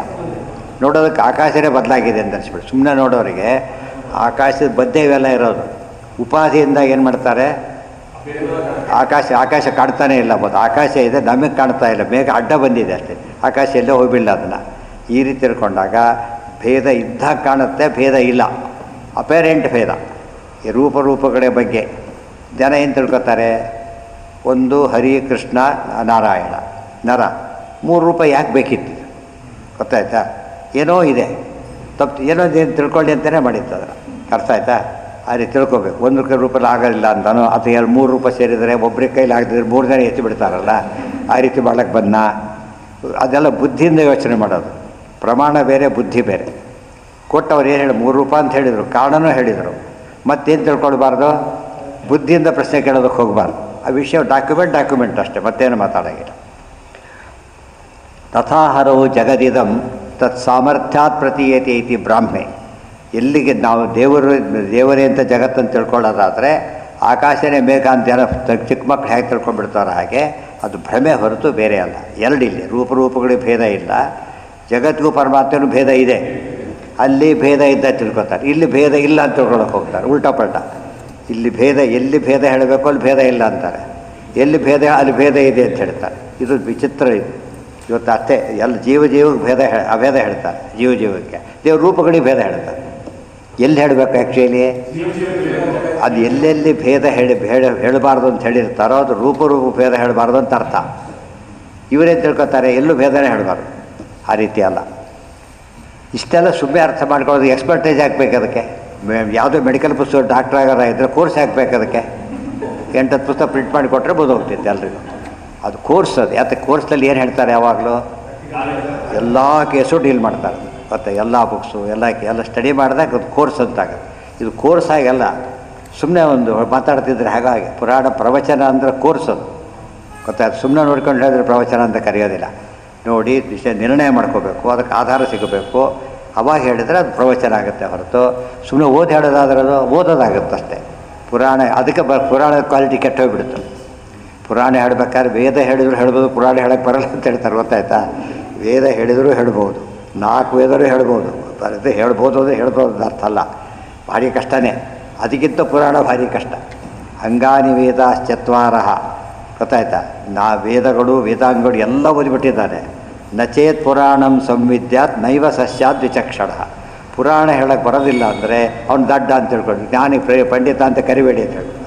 ಪುರಾಣ ಹೇಳಿದ್ರೆ ಪಂಡಿತ ಅಲ್ಲ ಅಂತ ಪ್ರೂವ್ ಆಗ್ತದೆ, ಉಲ್ಟಾ ಪಲ್ಟಾ ಆಗಿಬಿಟ್ಟಿದೆ. ಈ ಪುರಾಣದಾಚಾರ್ಯರು ಪಾಪ ಅಂತಷ್ಟೇನಾಗತ್ತೆ ಅಲ್ಲಿಗೆ ಲೋ ಕ್ಲಾಸ್. ಏನೂ ಗತಿ ಇಲ್ಲದೆ ಪುರಾಣ ಭಟ್ರಾಕಲು ಸುವ್ಯಾಕ್ಷಿತ ಬೇರೆ ಇದೆ. ಇನ್ನು ಏನೂ ಬರೋದಿಲ್ಲವೋ ಪುರಾಣ ಹೇಳ್ಬೇಡೋದು, ಹೇಗಿದ್ರು ಗೊತ್ತಾಯ್ತಾ? ಆ ಸ್ಥಿತಿ ಬಂದಿದೆ. ಅದಲ್ಲ, ನಿಜವಾಗಲೂ ಕೂಡ ಪುರಾಣ ಅಂಬೋದು ಚಾಲೆಂಜಿಂಗ್, ಅದು ಭಾರಿ ಚಾಲೆಂಜಿಂಗ್. ಅದು ಭಾಗವತ ಹೈಲಿ ಚಾಲೆಂಜಿಂಗ್. ವಿದ್ಯಾವತಾಂ ಭಾಗವತೆ ಪರೀಕ್ಷಾ ಅಂತ ಹೇಳ್ತಾರೆ. ಭಾರಿ ವಿದ್ವಾಂಸ ಅಂತ ಕರೆಯೋರು ಭಾಗವತ ಹೇಳ್ತೀಯ ಅಂತ ಕೇಳಿ ಪರೀಕ್ಷೆ ಮಾಡಿಬಿಟ್ಟು ಸೋತು ಬಿಡ್ತಾನಂತೆ. ಆಚಾರ್ಯ ಪುತ್ರ ಹೇಳಿದ 10 ವರ್ಷ ಅಷ್ಟೇ ಅವರಿಗೆ ಭಾಗವತದ ವಿಷಯ, ಹೊಸ ವಿಷಯ ಹೇಳಿದಾಗ ಅದೆಲ್ಲ ಅರ್ಥ ಮಾಡಿಕೊಂಡೆ ವಿದ್ಯಾವತಾಂ ಪರೀಕ್ಷೆ ಎಷ್ಟು ವಿದ್ಯಾವಂತರು ಅಂತ ಗೊತ್ತಾಗುತ್ತೆ. ಅಂದರೆ ಲೈಟಾಗಿ ತೊಗೊಂಡು ಸರ್ವಮೂಲ ಲೈಟಾಗಿ ತೊಗೊಂಡೆಲ್ಲ ಇವತ್ತು ಆ ಥರ. ಇವತ್ತು ನ್ಯಾಯಸುಧಾದಿಗಳಿಗಿರೋಷ್ಟು ಮಹತ್ವ ಯಾವುದಕ್ಕಿಲ್ಲ. ಸುಧಾ ಪಾರಾಯಣ ಮಾಡೋಕ್ಕೆ ಎಲ್ಲರೂ ಕರೆಯೋದಿಲ್ಲ, ಸುಧಾ ಓದೋರು ಸರ್ವಮೂಲ ಪಾರಾಯಣಕ್ಕೆ ಎಲ್ಲರೂ ಕರೆದು ಬಿಡ್ತಾರೆ. ಯಾಕಂದರೆ ಯಾರು ಬೇಕಾದ್ರೂ ಮಾಡ್ಬೋದು. ಒಂಥರ ಇದತ್ತು ಮೂಲದ ಮಹತ್ವನೇ ಹೋಯ್ತು. ಇನ್ನು ಬ್ರಹ್ಮಸೂತ್ರಾದಿ ಪಾರಾಯಣಗಳಿಲ್ಲೇ ಇಲ್ಲ. ಅತಿ ಪರವಿದ್ಯೆ, ಅದು ಬಾಯಲ್ಲಿ ಪರವಿದ್ಯೆ ಅಂತ ಹೇಳೋದು. ಪಾರಾಯಣ ಇಲ್ಲಿದೆ ಅದಕ್ಕೆ, ಗೊತ್ತಾಯ್ತಾ? ಅದೆಲ್ಲ ಅಭ್ಯಾಸ ಕೆಲವೊಬ್ಬೊಬ್ಬರು ಮಾಡಿರಲ್ಲ, ಕೋರ್ಸಲ್ಲಿ ಬಂದಿಲ್ಲ. ಕೆಲವೊಬ್ಬರು ಮಾಡಿ ಎಕ್ಸಾಂಪಲ್ ಕೊಡ್ಬೋದು ಅಂತ ತಿಳ್ಕೊಬೇಡ. ಬಟ್ ಅವರು ಮಾಡೋದು ಅಷ್ಟೇ. ಅದು ಏನಲ್ಲ, ಅದು ಕೋರ್ಸ್ ಅದು ಪರಂಪರೆಯಾಗಿ ಬರಲಿಲ್ಲ. ಇತ್ತೀಚೆಗೆಲ್ಲ ಡೀಲಿಂಗ್ ಆಗಿಬಿಟ್ಟಿದೆ. ಮೊದಲೆಲ್ಲ ಆ ರೀತಿ ಇದ್ರು, ಓದೋದಾದ್ರೆ ಬೇರೆ ರೀತಿಯೇ ಇದ್ದಾಗ. ಇದು ಭಾಗವತದಲ್ಲಿ 3ನೇ ಸ್ಕಂದ ಎಕ್ಸ್ಪರ್ಟ್ ಯಾರು ಅವರು? ಈಗ ಇಡೀ ಭಾಗವತದಲ್ಲಿ ಎಲ್ಲೋದ್ರೂ ಸಿಕ್ಕಾಕೋತಾರೆ. ಇಲ್ಲೇ ಸಿಕ್ಕಾಕೋತಾರೆ. 4 ರೂಪಾಯಿ ಸಿಂಪಲ್ಲಪ್ಪ ಇದು. ಇದಿಲ್ಲದೆ ಭಾಗವತ ತಾತ್ಪರ್ಯ ಹೇಳೋಕ್ಕೆ ಬರೋದಿಲ್ಲ, ಹೇಳಿದ್ರೆ ತಪ್ಪಾಗುತ್ತೆ. ಪ್ರಶ್ನೆಗಳ ಉತ್ತರ ಕೊಡೋಕ್ಕೆ ಬರೋದಿಲ್ಲ ಇಲ್ಲಿ. ಆಮೇಲೆ ಜ್ಞಾನ ಅಲ್ಲೇ ಅಲ್ಲ. ಪಿತರಿ ಅಪ್ರತಿರೂಪೇ ಸ್ವೇ ಭವಾಯ ಅನಾಗಸೇ ಋಷಾ ಅಪ್ರೌಢೈ ಆತ್ಮನಾತ್ಮಾನಂ ಅಜಹಾತ್ ಯೋಗ ಸಂಯುತ ಅಪ್ರೌಢೈವ ಅಸ್ವೀಕೃತೈವ. ಇಲ್ಲೊಂದು ಪ್ರಶ್ನೆ ಬರ, ಆ ವಿಷಯ ಮುಗಿತು. ಎಲ್ಲ 59 66ಕ್ಕೆ ಹೊರಟು. ಎಲ್ಲ 16 ಜನ ಹೆಣ್ಮಕ್ಕಳಲ್ಲಿ 15 ಜನಕ್ಕೂ ಮಕ್ಕಳಾದರು. ಸತೀದೇವಿ ಮಾತ್ರ ಮಕ್ಕಳಾಗಲಿಲ್ಲ ಅಂಥೇಳಿ, ಗೊತ್ತಾಯ್ತಾ? ಯಾತಕ್ಕೆ ಅಂತ ಪ್ರಶ್ನೆ. ಉತ್ತರ ಕೊಡ್ತಾರೆ. ಪಿತರಿ ಅಪ್ರತಿರೂಪೇ ಸ್ವೇ ಭವಾಯ ಅನಾಗಸೇ ಋಷ. ತಮ್ಮ ಪತಿ ರುದ್ರದೇವರು ಏನು ತಪ್ಪು ಮಾಡೇ ಇಲ್ಲ. ಅವ್ರ ಬಗ್ಗೆ ತಮ್ಮ ಅಪ್ಪ ಏನು ಮಾಡಿದ್ದು, ಅವಮಾನ ಮಾಡಿ ಎಲ್ಲ ಮಾಡಿದ್ದಕ್ಕೋಸ್ಕರ ಅಪ್ರೌಢೈವ ಆತ್ಮನ ಆತ್ಮಾನಂ ಅಜಹಾತ್ ಯೋಗ ಸಂಯುತ. ಆಕೆ ತಾನು ಅಪ್ರೌಢಳಾಗಿಯೇ ಅಷ್ಟೇ ಇರಲಿ ಪದ ಅದು. ಅವರೇನು ಮಾಡಿದರು, ತಮ್ಮ ದೇಹವನ್ನು ತಾವೇ ಯೋಗಾಗ್ನಿಯಿಂದ ಬಿಟ್ಟು ಹೊರಟೋಗಿಬಿಟ್ರು. ಆದ್ದರಿಂದ ಮಕ್ಕಳಾಗಲಿಲ್ಲ. ಇಲ್ಲೇನೋದಕ್ಕೆ ಏನಿಸುತ್ತೆ ನೋಡೋದಕ್ಕೆ, ಅಪ್ರೌಢರು ಅಂತ ಹೇಳಿದರೆ ಪ್ರೌಢೇ ಆಗಿರಲಿಲ್ಲ ಅಂತಾಗ, ಪ್ರೌಢೇ ಆಗಿರಲಿಲ್ಲ ಅಲ್ಲ, ಅರ್ಥ ಬರೀತಾರೆ. ಅಪ್ರೌಢ ಇವ ಅಸ್ವೀಕೃತ ಇವ ಅಂದ್ರೇನು, ಪತಿ ಮತ್ತೆ ಸ್ವೀಕಾರ ಮಾಡೋದಿಲ್ಲ. ಅವರು ಪತಿ ಮತ್ತೆ ಆಮೇಲೆ ಸಂಸಾರನೇ ಮಾಡಲಿಲ್ಲ, ದೇಹತ್ಯಾಗ ಮಾಡಿಬಿಟ್ರು. ಅದಕ್ಕೆ ಮಕ್ಕಳಾಗಲಿಲ್ಲ. ಅದು ಮದುವೆ ಆದ ಹೊಸ್ತಲ್ಲಿ ನಡೆದ ಇನ್ಸಿಡೆಂಟ್, ಇನ್ನು ಮಕ್ಕಳಾಗಿದ್ದ ಮುಂಚೆನೇ. ಆಮೇಲೆ ದೇಹತ್ಯಾಗ ಮಾಡಿದ್ರೆ ಮಕ್ಕಳಾಗಲೇ ಇಲ್ಲ. ಅಷ್ಟೇ ಹೊರತು ಏನಲ್ಲ, ಪ್ರೌಢೇ ಆಗಿರಲಿಲ್ಲ ಅಂತ ಅರ್ಥ ಅಲ್ಲ. ಉಳಿದವ್ರ ಪ್ರಕಾರ ಈ ರೀತಿ ಅರ್ಥ ಆಗಿಬಿಡ್ತಾರೆ, ಮೆಚೂರೇ ಆಗಿರಲಿಲ್ಲ, ಅಷ್ಟಲ್ಲೇ ಹೋಗಿಬಿಟ್ರು ಅಂತೇಳಿ ಅಲ್ಲ. ಅದು ಆ ಕಾರಣ ಅಲ್ಲ. ಪತಿ ಪತ್ನಿಯರು ಮತ್ತೆ ಅವರು ಸಂಸಾರ ಮಾಡದೆ ಹೋಗಿದ್ದರಿಂದ ಅದಕ್ಕೇನು ಕಾರಣ, ಗಲಾಟೆಗೇನು ಕಾರಣ, ಇವರ ಅಪ್ಪಂದೇ ತಪ್ಪು, ನಮ್ಮ ಅಪ್ಪನೇ ತಪ್ಪು ಮಾಡ್ದ. ಮೊದಲು ಸರಿ ಅಂತ ವಾದಿಸೋರು ಅಲ್ಲ ಅಂತ ಗೊತ್ತಾಯ್ತವ್ರೆ. ಅಂದರೆ ಒಂದು ಪದ ನೋಡೋದಕ್ಕೆ ಲೋಕರೂಢಿಯಲ್ಲಿ ಬಂದಿರೋ ಅರ್ಥನೇ ಬೇರೆ, ಅಲ್ಲಿರೋ ಅರ್ಥನೇ ಬೇರೆ ಇರುತ್ತೆ. ಅದು ಪುರಾಣ ಪ್ರಪಂಚ, ಅದು ಟೆಕ್ನಿಕಲ್ ಮೀನೇ. ಲೈಟ್ ಅಂತ ನಮ್ಮ ಅರ್ಥ, ಲೈಟ್ ಇಲ್ಲ ಇಷ್ಟೇ ನಮ್ಮ ಅರ್ಥ. ಅದು ಸೈಂಟಿಫಿಕಲ್ ಲೈಟ್ ಅಂದರೆ ಅರ್ಥ ಆ ರೀತಿ ಅಲ್ಲ. ಅದಕ್ಕೆ ಅದು ಸ್ಪೀಡ್ ಇದೆ. ನಮಗೆಲ್ಲ ಇಲ್ಲಿಂದ ತಂದುಬಿಟ್ರೆ ಬೇಗ ತಗೊಂಬರೋಲ್ಲ ಲಾಟಿರೋದು ಅಷ್ಟೇ. ಈ ಸ್ಪೀಡ್ ಅಲ್ಲ ಅದು. ಲೈಟ್ ವೇಗ ಅಂದರೆ ಮ್ಯಾಕ್ಸಿಮಮ್ ಇವತ್ತು ನಮಗೆ ಗೊತ್ತಿರೋ ವೇಗದಲ್ಲಿ ಅತಿ ಹೆಚ್ಚು ವೇಗ ಇರೋದು ಯಾವುದಕ್ಕೆ, ಲೈಟ್ಗಿರೋದು. ದ್ವಿತೀಯೋ ಅಧ್ಯಾಯ ನಂದಿರುವಾಚ. ಎರಡನೇ ಅಧ್ಯಾಯ ಏನು ನಡೀತಲ್ಲೀಗ, ಇದೆಲ್ಲ ವಿಷಯ ಕಂಟಿನ್ಯೂ ಮಾಡಿಬಿಟ್ರು. ಗಲಾಟೆ ಶುರು, ಸಭೆಗೆ ಹೋದರು, ಹೇಳಲಿಲ್ಲ, ಎಲ್ಲ ಕಥೆ ಮುಗೀತು. ಶಾಪ ಕೊಟ್ಟಾಗ ನಂದಿ ಶಾಪ ಕೊಡ್ತಾನೆ. ಯಯೇತನ್, ಯಾರು ಶಾಪ ಕೊಟ್ಟಿದ್ದು ಫಸ್ಟ್ ಶಾಪ ಕೊಟ್ಟವ್ರು ಯಾರು, ಫಸ್ಟ್ ಶಾಪ ಕೊಟ್ಟಿದ್ದು ಯಾರು? ಇಲ್ಲಿ ಈ ಸಭೆಯಲ್ಲಿದ್ದು ಸತಿ ಶಾಪ ಆಮೇಲೆ ಬರೋದು, ಈ ಬರೋದಲ್ಲ ಅದು. ಈ ಶಾಪ ಕೊಟ್ಟವ್ರು ಯಾರು ಫಸ್ಟು? ದಕ್ಷಿಣೆ ಶುರು ಮಾಡಿದ್ರು. ಏನಾಗಬೇಕು, ಈ ರುದ್ರದೇವರಿಗೆ ಏನಾಗಬೇಕು, ಬ್ರಹ್ಮಾದಿಗಳಿಗೆ ವಿಷ್ಣು ಬ್ರಹ್ಮರಿಗೆ ಹೇಗೆ ಆಹುತಿ ಸಿಗುತ್ತೋ ಇನ್ಮೇಲೆ ಸಿಗಬಾರ್ದು ಅಂಥೇಳಿ ಗೊತ್ತಾಯ್ತಾ. ಇದು ಹೇಳಿತ್ತು. ತಕ್ಷಣ ಏನು ಮಾಡಿದರು, ನಂದಿ ಉತ್ತರ ಕೊಡ್ತಾರಾಗ. ಯಯೇತನ್ ಮರ್ತ್ಯಮುದ್ದೇಶ್ಯ ಭಗವತ್ಯಪ್ರತಿ ಹೃದೃಹಿ ದೃಶ್ಯತ್ಯಜ್ಞ ಪೃಥಕ್ ದೃಷ್ಟಿ ತತ್ವತೋ ವಿಮುಖೋ ಭವೇತ್. ನಂದಿ ಕೊಟ್ಟ ಶಾಪ ಆಯಿತು. ಯಹ ಏತನ್ ಮರ್ತ್ಯಂ ಉದ್ದೇಶ್ಯ ಭಗವತಿ ಪ್ರತಿದ್ರುಹಿ, ಮನುಷ್ಯಾಂತರಗಳು ರುದ್ರದೇವರಿಗೆ ಶಾಪ ಕೊಟ್ಟನಲ್ಲ ಈತ ದಕ್ಷ ಪ್ರಜಾಪತಿ, ದೃಶ್ಯತಿ ದ್ರೋಹ ಮಾಡಿದ್ದಾನೆ.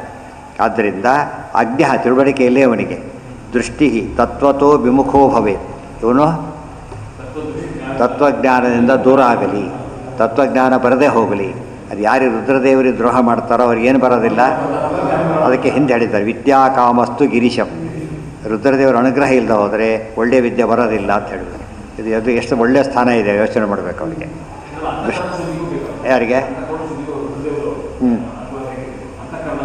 ಅದೇ ಬೇಕು, ಅದು ಮನೋನಿಯಾಮಕರಾದ್ದರಿಂದನೇ ಬೇಕು. ಮನಸ್ಸೆಲ್ಲೋ ಇದ್ದರೆ ಪಾಠ ಅರ್ಥ ಆಗೋದೆ. ಬುದ್ಧಿವಂತನೇ ಎಲ್ಲೋ ನೋಡ್ತಿರ್ತಾನೆ, ಅರ್ಥ ಅಬ್ಸೆಂಟ್ ಮೈಂಡ್ ಹಿಡಿದ್ರೆ ಅರ್ಥ ಆಗಲ್ಲ. ಮೈಂಡ್ ಅಲರ್ಟ್ ಇರಬೇಕು. ಮನೋ ಅವಬೋಧನೆ, ಮನಸ್ಸಿಂದ ಜ್ಞಾನ ಬರಬೇಕಾದ್ರೆ ಮನೋಭಿಮಾನಿ ಅನುಗ್ರಹ ಮಾಡಬೇಕು. ವಿಮುಖೋ ತತ್ವತಃ ವಿಮುಖೋ ಭವೇತ್. ಯೇ ವಿಷಯಾ ಶಾಪಾ ಮುಕ್ತಿರೂಪಾ ಮುಕ್ತಿಗಾಶ್ಚ ಅಧಿಕಾರಿಣಾಂ ಕಾದಾಚಿತ್ಕಾಸ್ತೆ ಭವಂತಿ ನೈವತೆ ಸಾರ್ವಕಾಲಿಕಾ ತೇಷಾಂ ಜ್ಞಾನಶ್ಚ ಮುಕ್ತೇಶ್ಚ ತಾರತಮ್ಯಶ್ಚ ಚೈವಹಿ ಭಗವನ್ ಏತತ್ವಾತ್ತು ಶಾಪಾದಿರ್ನಾತ್ರ ಕಾರಣಂ ಇತಿ ವಾರಾಹೆ. ಇದೊಂದು ವಿಶೇಷ ಅಂಶ ಹೇಳ್ತಾರೆ. ಈ ರೀತಿ ಶಾಪ ಕೊಟ್ಟಿದ್ದರಿಂದ ದಕ್ಷ ಪ್ರಜಾಪತಿಗೆ ಏನಾಯಿತು, ತಲೆ ಹೋಗಿಬಿಡ್ತು, ಜ್ಞಾನ ಹೋಗೇ ಬಿಡ್ತು ಅಂತ ಹೇಳಿದರೆ ಫಾರ್ ಎವರ್ ಅಂತ ತಿಳ್ಕೊಬೇಡಿ ಅಂತ ಹೇಳ್ತಾರೆ. ಅಯೋಗ್ಯರಿಗಾದರೆ ಫಾರ್ ಎವರ್ ಅಂತ ಅರ್ಥ, ಯೋಗ್ಯರಿಗಾದರೆ ಟೆಂಪರರಿಲಿ. ಸಸ್ಪೆಂಡೆಡ್ ಬೇರೆ, ಡಿಸ್ಮಿಸ್ ಮಾಡೋದು ಬೇರೆ. ಸಸ್ಪೆಂಡೆಡ್ ಏನರ್ಥ, ವಾಪಸ್ ಬರ್ಬೋದು. ಡಿಸ್ಮಿಸ್ ಆದರೆ ಹೋಯಿತು. ಯೇ ಜ್ಞಾನ ವಿಷಯಾ ಶಾಪಾ ಮುಕ್ತಿಗಾಶ್ಚ ಅಧಿಕಾರಿಣಾಂ. ಜ್ಞಾನ ವಿಷಯದ ಶಾಪ ಬಂದಾಗ ಯಾರು ಕೊಡಬೇಕಾದ್ರೆ ಶಾಪ ಕೊಡ್ತಾರೋ ಅವ್ರ ಶಾಪಕ್ಕೆ ಯಾರು ಕೊಡ್ತಾರೆ ಅನ್ನೋದ್ರ ಮೇಲೆ ಶಾಪದ ಎಫೆಕ್ಟ್ ಎಷ್ಟು ಅಂತ ಗೊತ್ತಾಗುತ್ತೆ. ಕೆಲವರು ಶಾಪ ಕೊಟ್ಟರೆ ಮುಕ್ತಿಗೂ ಅಫೆಕ್ಟ್ ಆಗ್ಬೋದು. ಯಾವ ರೀತಿ ಆಗ್ಬೋದು ಅಂತ ಕೇಳಿದರೆ, ಸ್ವಲ್ಪ ಆನಂದ ಉನ್ನಾಹಕ್ಕೆ ಕಡಿಮೆ ಆಗ್ಬೋದು, ಏಟು ಕೊಡ್ಬೋದು. ಆನಂದ ಹಾಸಕ್ಕೂ ಕಾರಣ ಆಗ್ಬೋದು ಸಾಮಾನ್ಯರಿಗಾದರೆ. ಕಾದಾಚಿತ್ತ, ಉಳಿದವರಿಗೆ ಕಾದಾಚಿತ್ತ ಅಂದ್ರೇನು? ಟೆಂಪರರಿ ಕಾದಾಚಿತ್ತ. ತೇ ಭವಂತಿ ನೈವತೆ ಸಾರ್ವಕಾಲಿಕಾ, ಸಾರ್ವಕಾಲಿಕವಾದ ದೋಷ ಅಲ್ಲ.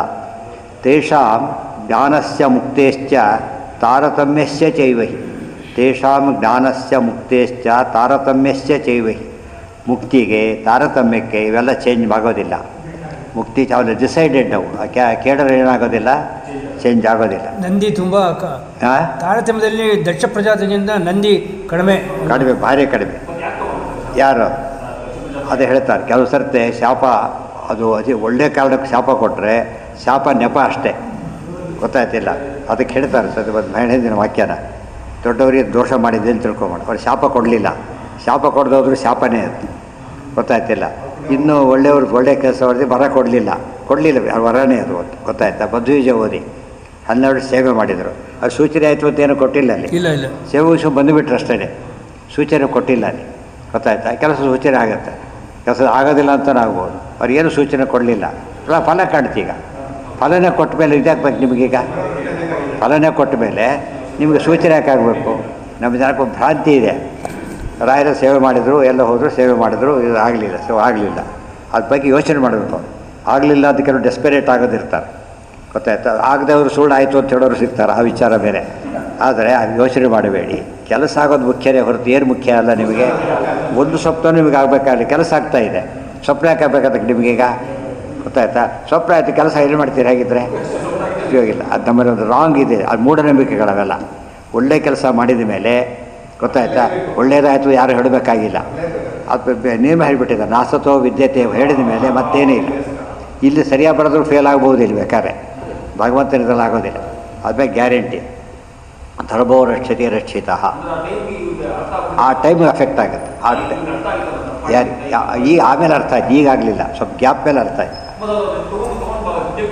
ಅಲ್ಲ ರಿಜೆಕ್ಟ್ ಮಾಡೋದಕ್ಕಲ್ಲ, ಒಳ್ಳೆಯದಕ್ಕೆ ಯಾರೇ ಬೈದರೂ ಕೂಡ ತಪ್ಪು ಮಾಡಿರ್ತಾರೆ, ಬೆಲೆ ಇದೆ. ಇನ್ನು ಪೊಲೀಸ್ ಕಂಪ್ಲೇಂಟ್ ಯಾರೋ ಮಾಡ್ಕೊಂಡು 4 ಕೇಟ್ ಹಾಕಿದರು, ಅವಮಾನ ಆಯಿತು ಅವನಿಗೆ. ಬಟ್ ಅದು ಏನಲ್ಲ, ಕೇಸ್ ಅಂತ ಆಗಲಿಲ್ಲ. ಅದು ಇಲ್ಲಿ ಬಂದಾಗ ಕೇಸ್ ಅಂತ ಆಗೋದು, ಮನೆ ಹರ್ಟ್ ಅಂತ ಆಗುತ್ತಾಗ. ಅದು ಮನೆ ವ್ಯಥೆ ಆಯಿತೋ ಇಲ್ವ, ಈಗ ಪ್ರತಿ ಉತ್ತರ ಕೊಡ್ಲಿಕ್ಕೆ ಬರಲಿಲ್ಲ, ಅದಕ್ಕೆ ಮುಂದೆ ನಡೆಯುತ್ತೆ. ಈಗ ನೀನು ಶಾಪ ಕೊಡ್ತೀವಿ ಅಂತ ಗಲಾಟೆ ಆಗುತ್ತೆ, ಆಮೇಲೆ ನನಗೆ ಕೊಡ್ಲಿಕ್ಕೆ ನೀನು ಯಾರು, ಅಲ್ಲಿ ಗಲಾಟೆ ಶುರುವಾಗಿ ನಡೆಯುತ್ತೆ. ಅದೆಲ್ಲ ಈ ಗಿರೇಹೇ ಸುತಾಯ ಇವೆಲ್ಲ ಯಾಕೆ ತಿಳ್ಕೊಬೇಕು ಅಂದರೆ, ಎಲ್ಲ ಪುರಾಣದಿಂದ ಕತೆ ಬಂದೇ ಬರುತ್ತೆ. ಇದಕ್ಕೆ ನೋಟಿದು, ಯಾರು ಚಿಕ್ಕವ್ರನ್ನ ಏನಾದ್ರು ದೊಡ್ಡವ್ರನ್ನ ಬೈದರೆ ಅದು ಬೈ ಆಗುತ್ತೆ ಕೆಲಸ ಅಲ್ಲ. ದೊಡ್ಡವ್ರು ಬೈದರೆ ಶಾಪ ಆಗುತ್ತೆ.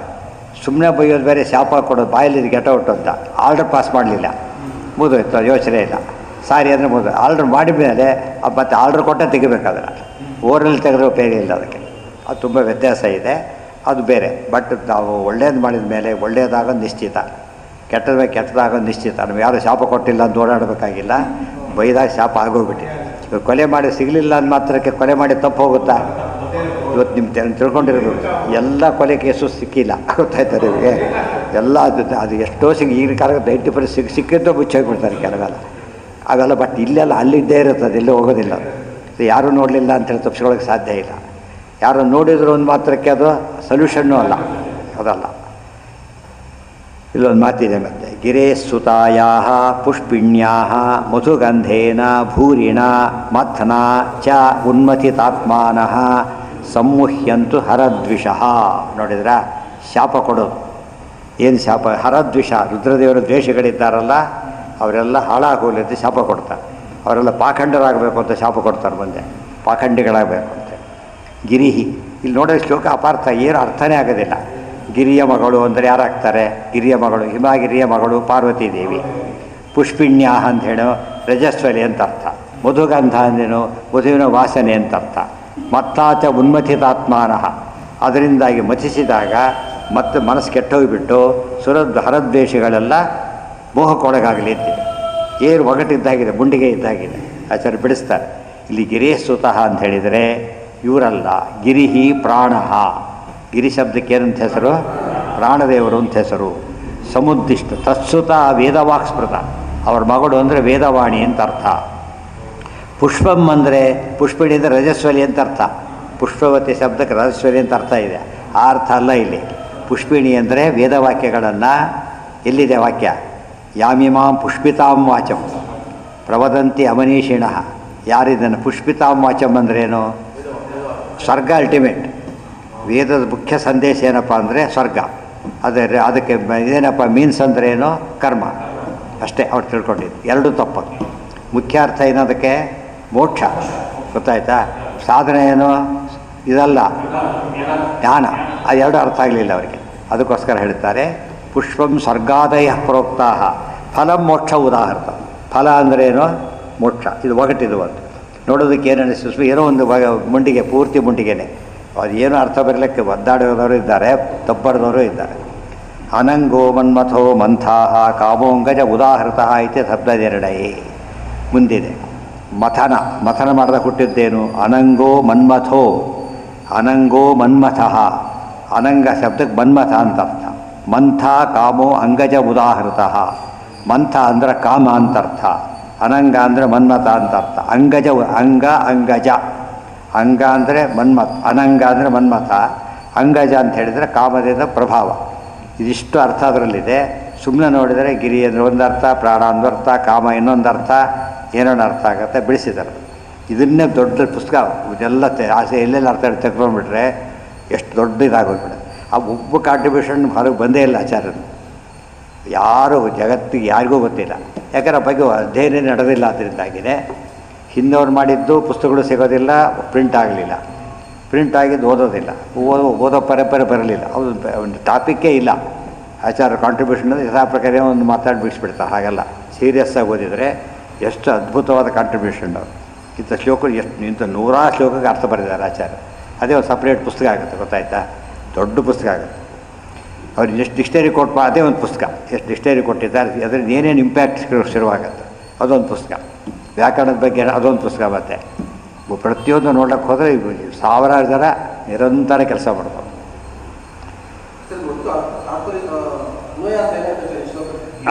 ಮೂಲಾರ್ಥ ಏನು ಅಂದರೆ ಅಂದರೆ ನಿಮಗೆ ವೇದಾರ್ಥವಾಗದೇ ಹೋಗಲಿ. ಮುಖ್ಯ ಅರ್ಥ ವೇದಾರ್ಥವಾಗದೇ ಹೋಗಲಿ. ಆದ್ದರಿಂದ ಅವರು ಅವೈದಿಕರಾಗಿಬಿಟ್ರು. ಶೈವರು ವೇದ ಒಪ್ಪದಂತೆ ಆಗಿಬಿಟ್ರು. ಯಾಕೆ? ಅಪಾರ್ಥ ಮಾಡಿಕೊಂಡ್ರು. ಇದೇನದು ಬಿಸಾಕಿಬಿಟ್ರು. ಅರ್ಥ ಆಗದೆ ಹೋದ ಏನು ಮಾಡ್ತೀವಿ ನಾವು? ಅದನ್ನು ಬಿಸಾಕ್ಬಿಡ್ತ. ಹಾಗಾಯಿತು. ಎಷ್ಟೋ ಜನ ಪಂಡಿತರ ಮನೇಲಿ ಇರ್ತಾರೆ, ಮುಂದೆ ಅರ್ಥ ಆಗೋದೆಲ್ಲ ಏನು ಮಾಡ್ತಾರೋ ಅವರು? ಸುಳ್ಳು ಬಿಸಾಕ್ಬಿಡ್ತಾರೆ. ಅಷ್ಟೇ ಆಗಿಲ್ಲ. ಒಂದು ಯಾವುದೋ ಊರಿಗೆ ಹೋದಾಗ ಆಗಾಯಿತು. ಅಲ್ಲಿ ಪಂಡಿತರಿದ್ದರಂತೆ, ಭಾಳ ಒಳ್ಳೆ ಪಂಡಿತರಿದ್ದರಂತೆ. ಪಾಪ ಅವರು ಅವ್ರ ಕಾಲಕ್ಕೆ ಯಾವುದಕ್ಕೂ ಅವ್ರಿಗೆ ಯಾರಿಗೂ ಪುಸ್ತಕ ಕೊಡಲಿಲ್ಲ. ಯಾವ ವಿಷಯ ಬೇಡ. ಈಗ ಕೊನೆಗೆ ಏನು ಮಾಡಿದರು? ಮತ್ತಲ್ಲ ಊರಲ್ಲಿ ಅವರು ಮಕ್ಕಳೆಲ್ಲ ಔಟ್ ಆಫ್ ಕಂಟ್ರಿ ಎಲ್ಲ ಹೋಗಿಬಿಟ್ರು. ಅದನ್ನು ಕೂಡ ಆಮೇಲೆ ಮಕ್ಕಳು ಹಂಚ್ಕೋಬೇಕಾಯ್ತು, ಮನೆ ಮಾರಬೇಕಾಯ್ತು. ಯಾರಿಗೂ ಪುಸ್ತಕ ಕೊಟ್ಟಿದ್ದ, ಮನೆ ತುಂಬ ಪುಸ್ತಕ ಇತ್ತು. ಯಾರೋ ಮಾರಿದ, ಅವನು ಬ್ರಾಹ್ಮಣನಲ್ಲ ಯಾರೋ ಅಲ್ಲ, ತೊಗೊಂಡ. ಮೊದಲು ಮಾಡಿ ಕೆಲಸ ಪುಸ್ತಕ ವೇದ ಬಿಸಾಕಿದ. ಅವ್ರು ಬರಲೇ ಇಲ್ಲ. ರಿಜಿಸ್ಟ್ರೇಷನ್ ಮಾಡಿಕೊಟ್ಟು ಹೋಗಿಬಿಟ್ರು. ಬೀದ ಕೈ ಕೊಟ್ಟರು ಹೋಗಿಬಿಟ್ರು. ಒಳಗೆ ಏನಿದೆ ಕೂಡ ನೋಡಲಿಲ್ಲ. ಅವರು ನೋಡಿದ್ರೆ ಅರ್ಥನೂ ಆಗ್ತಿದ್ದಿಲ್ಲ. ಅವ್ರಿಗೆ ನೋಡಿದ್ರೆ ಅರ್ಥ ಆಗ್ತಾಯಿಲ್ಲ. ಇವ್ರು ಅರ್ಥ ಗೊತ್ತಿಲ್ಲ, ಅದು ಬಿಸಾಕ್ಬಿಟ್ಟು ಎಲ್ಲ ನದಿಯಲ್ಲಿ ಹಾಕಿಬಿಟ್ರಂತೆ ಹೋಯ್ತು. ಅಷ್ಟು ಎಷ್ಟು ಪುಸ್ತಕ ಆಸೆ ಇರ್ತದೆ. ಆ ರೀತಿ ಎಷ್ಟೋಗಿದೆ ಲೆಕ್ಕನೇ ಇಲ್ಲ. ನಾನು ನೋಡಿದಾಗಲೇ ಎಷ್ಟೋ ಪುಸ್ತಕ ಹೋಗಿದೆ. ಯಾವುದೋ ಒಂದು ಇದಕ್ಕೆ ಹೋಗಿದ್ದೆ, ಚಿಕ್ಕೋಡಿ ಅಂತ ಊರಿಗೆ ಹೋದ ಕಾಲಕ್ಕೆ. ಒಂದು ಮನೆ, ದೊಡ್ಡ ಮನೆ, ಇದರ ಉದ್ದಕ್ಕೆ ಈ ಥರ ತೊಗೊಂಡ್ಬಿಟ್ರೆ ಆ ಹಳ್ಳಿಗಳ ಮನೆಗಳಿರ್ತಾನೆ ದೊಡ್ಡದು. ಅದರಲ್ಲಿ 2-3 ಭಾಗ. ಅದ್ರ ತುಂಬ ಮ್ಯಾನುಸ್ಕ್ರಿಪ್ಟ್ಸ್ ಇತ್ತು. ಅದ್ರ ತುಂಬ ಫುಲ್ಲು. ಅದು ತೋರಿಸ್ತಾ ಕೊಡೋದಿಲ್ಲ, ಒಂದೂ ಕೊಡೋದಿಲ್ಲ. ಯಾರಿಗೂ ಕೊಟ್ಟಿಲ್ಲ, ನಿಮಗೂ ಕೊಡೋಲ್ಲ ಅಂತ ಹೇಳ್ಬಿಟ್ಟು. ಅದು ಆಸೆ ಅಂದರೆ ನಿಜವಾದ ಆಸೆ. ಆಮೇಲೆ ಅದು ಹೋದ. ಅದು ಮಕ್ಕಳೆಲ್ಲ ಇದು ಮಾಡಿದರು. ಅವ್ರು ಕೊಡ್ತೀವಿ ಅಂತ ಬಂದರು. ಅದಕ್ಕೆ ನಾನು ವೆಹಿಕಲ್ ಮಾಡ್ಕೊಂಡು ಅಲ್ಲಿ ಹೋದರೆ ಎಲ್ಲ ಪುಡಿ, ಗೆದ್ದ ಪುಡಿ ಎಲ್ಲ ಹಿಡಿದ್ಬಿಟ್ಟು ಪುಡಿ ಅಂದರೆ ಪುಡಿ. ಅದರಲ್ಲಿ ಒಂದು ಸಿಕ್ತು ಯೂಸ್ಫುಲ್ ಆಗಿ. ಉಳಿದೆಲ್ಲ ಅಷ್ಟು ಎಷ್ಟು ಪುಸ್ತಕ ಹೋಗಿರೋ ಒಂದು ಸಿಕ್ಕಿದ್ದು ಕೂಡ ಅನ್ಪಬ್ಲಿಷಡ್. ಅದು ಗೊತ್ತಾಯ್ತಾ? ಅದು ಎಷ್ಟು ಲಾಸ್ ಆಗಿರೋದು. ಮೂರ್ಖತನದ ಪರಮಾವಧಿ. ಅದು ಯಾಕೆ ಗ್ರಂಥ ಕೆಡುತ್ತೆ ಅಂದರೆ ಹೀಗಾಗತ್ತೆ. ಅರ್ಥ ಬಿಸಾಕೋದು ಬಿಸಾಕ್ಬಿಟ್ಟು ಅವ್ರು ವೇದನೆ ಬಿಟ್ಬಿಟ್ರೆ. ಆಮೇಲೆ ಅವೈದಿಕರ ಅಪಾರ್ಥ ಕಾಡ ವಾಕ್ಯಗಳನ್ನ ನೋಡ್ಕೊಂಡ್ಬಿಟ್ಟು ಆ ಮಾಡಲಿ ಅಂತಾನೆ ವೇದಗಳು ಹಾಕಿದ್ದು ಕೂಡ. ಪುರಾಣ ಇರೋದು ಹಾಗೇನೆ. ಮೋಹನಾಯ ಸೇರಿಸ್ಕೋಬೇಕಿಲ್ಲ. ಇತಿ ಚತುರ್ಥ ತಾತ್ಪರ್ಯ ಮುಗಿತಾರೆ. ಮುಡಿದ ನಾಳೆ ಪಾಠ ಇರೋದಿಲ್ಲ. ಅಲ್ಲಿ ಬೇಗ 9ಕ್ಕೆ ಕಾರ್ಯಕ್ರಮ ಇರೋದ್ರಿಂದ 8:00ವರೆಗೆ ಹೋಗಬೇಕಾಗತ್ತೆ ಪಾಠ. ಓಂ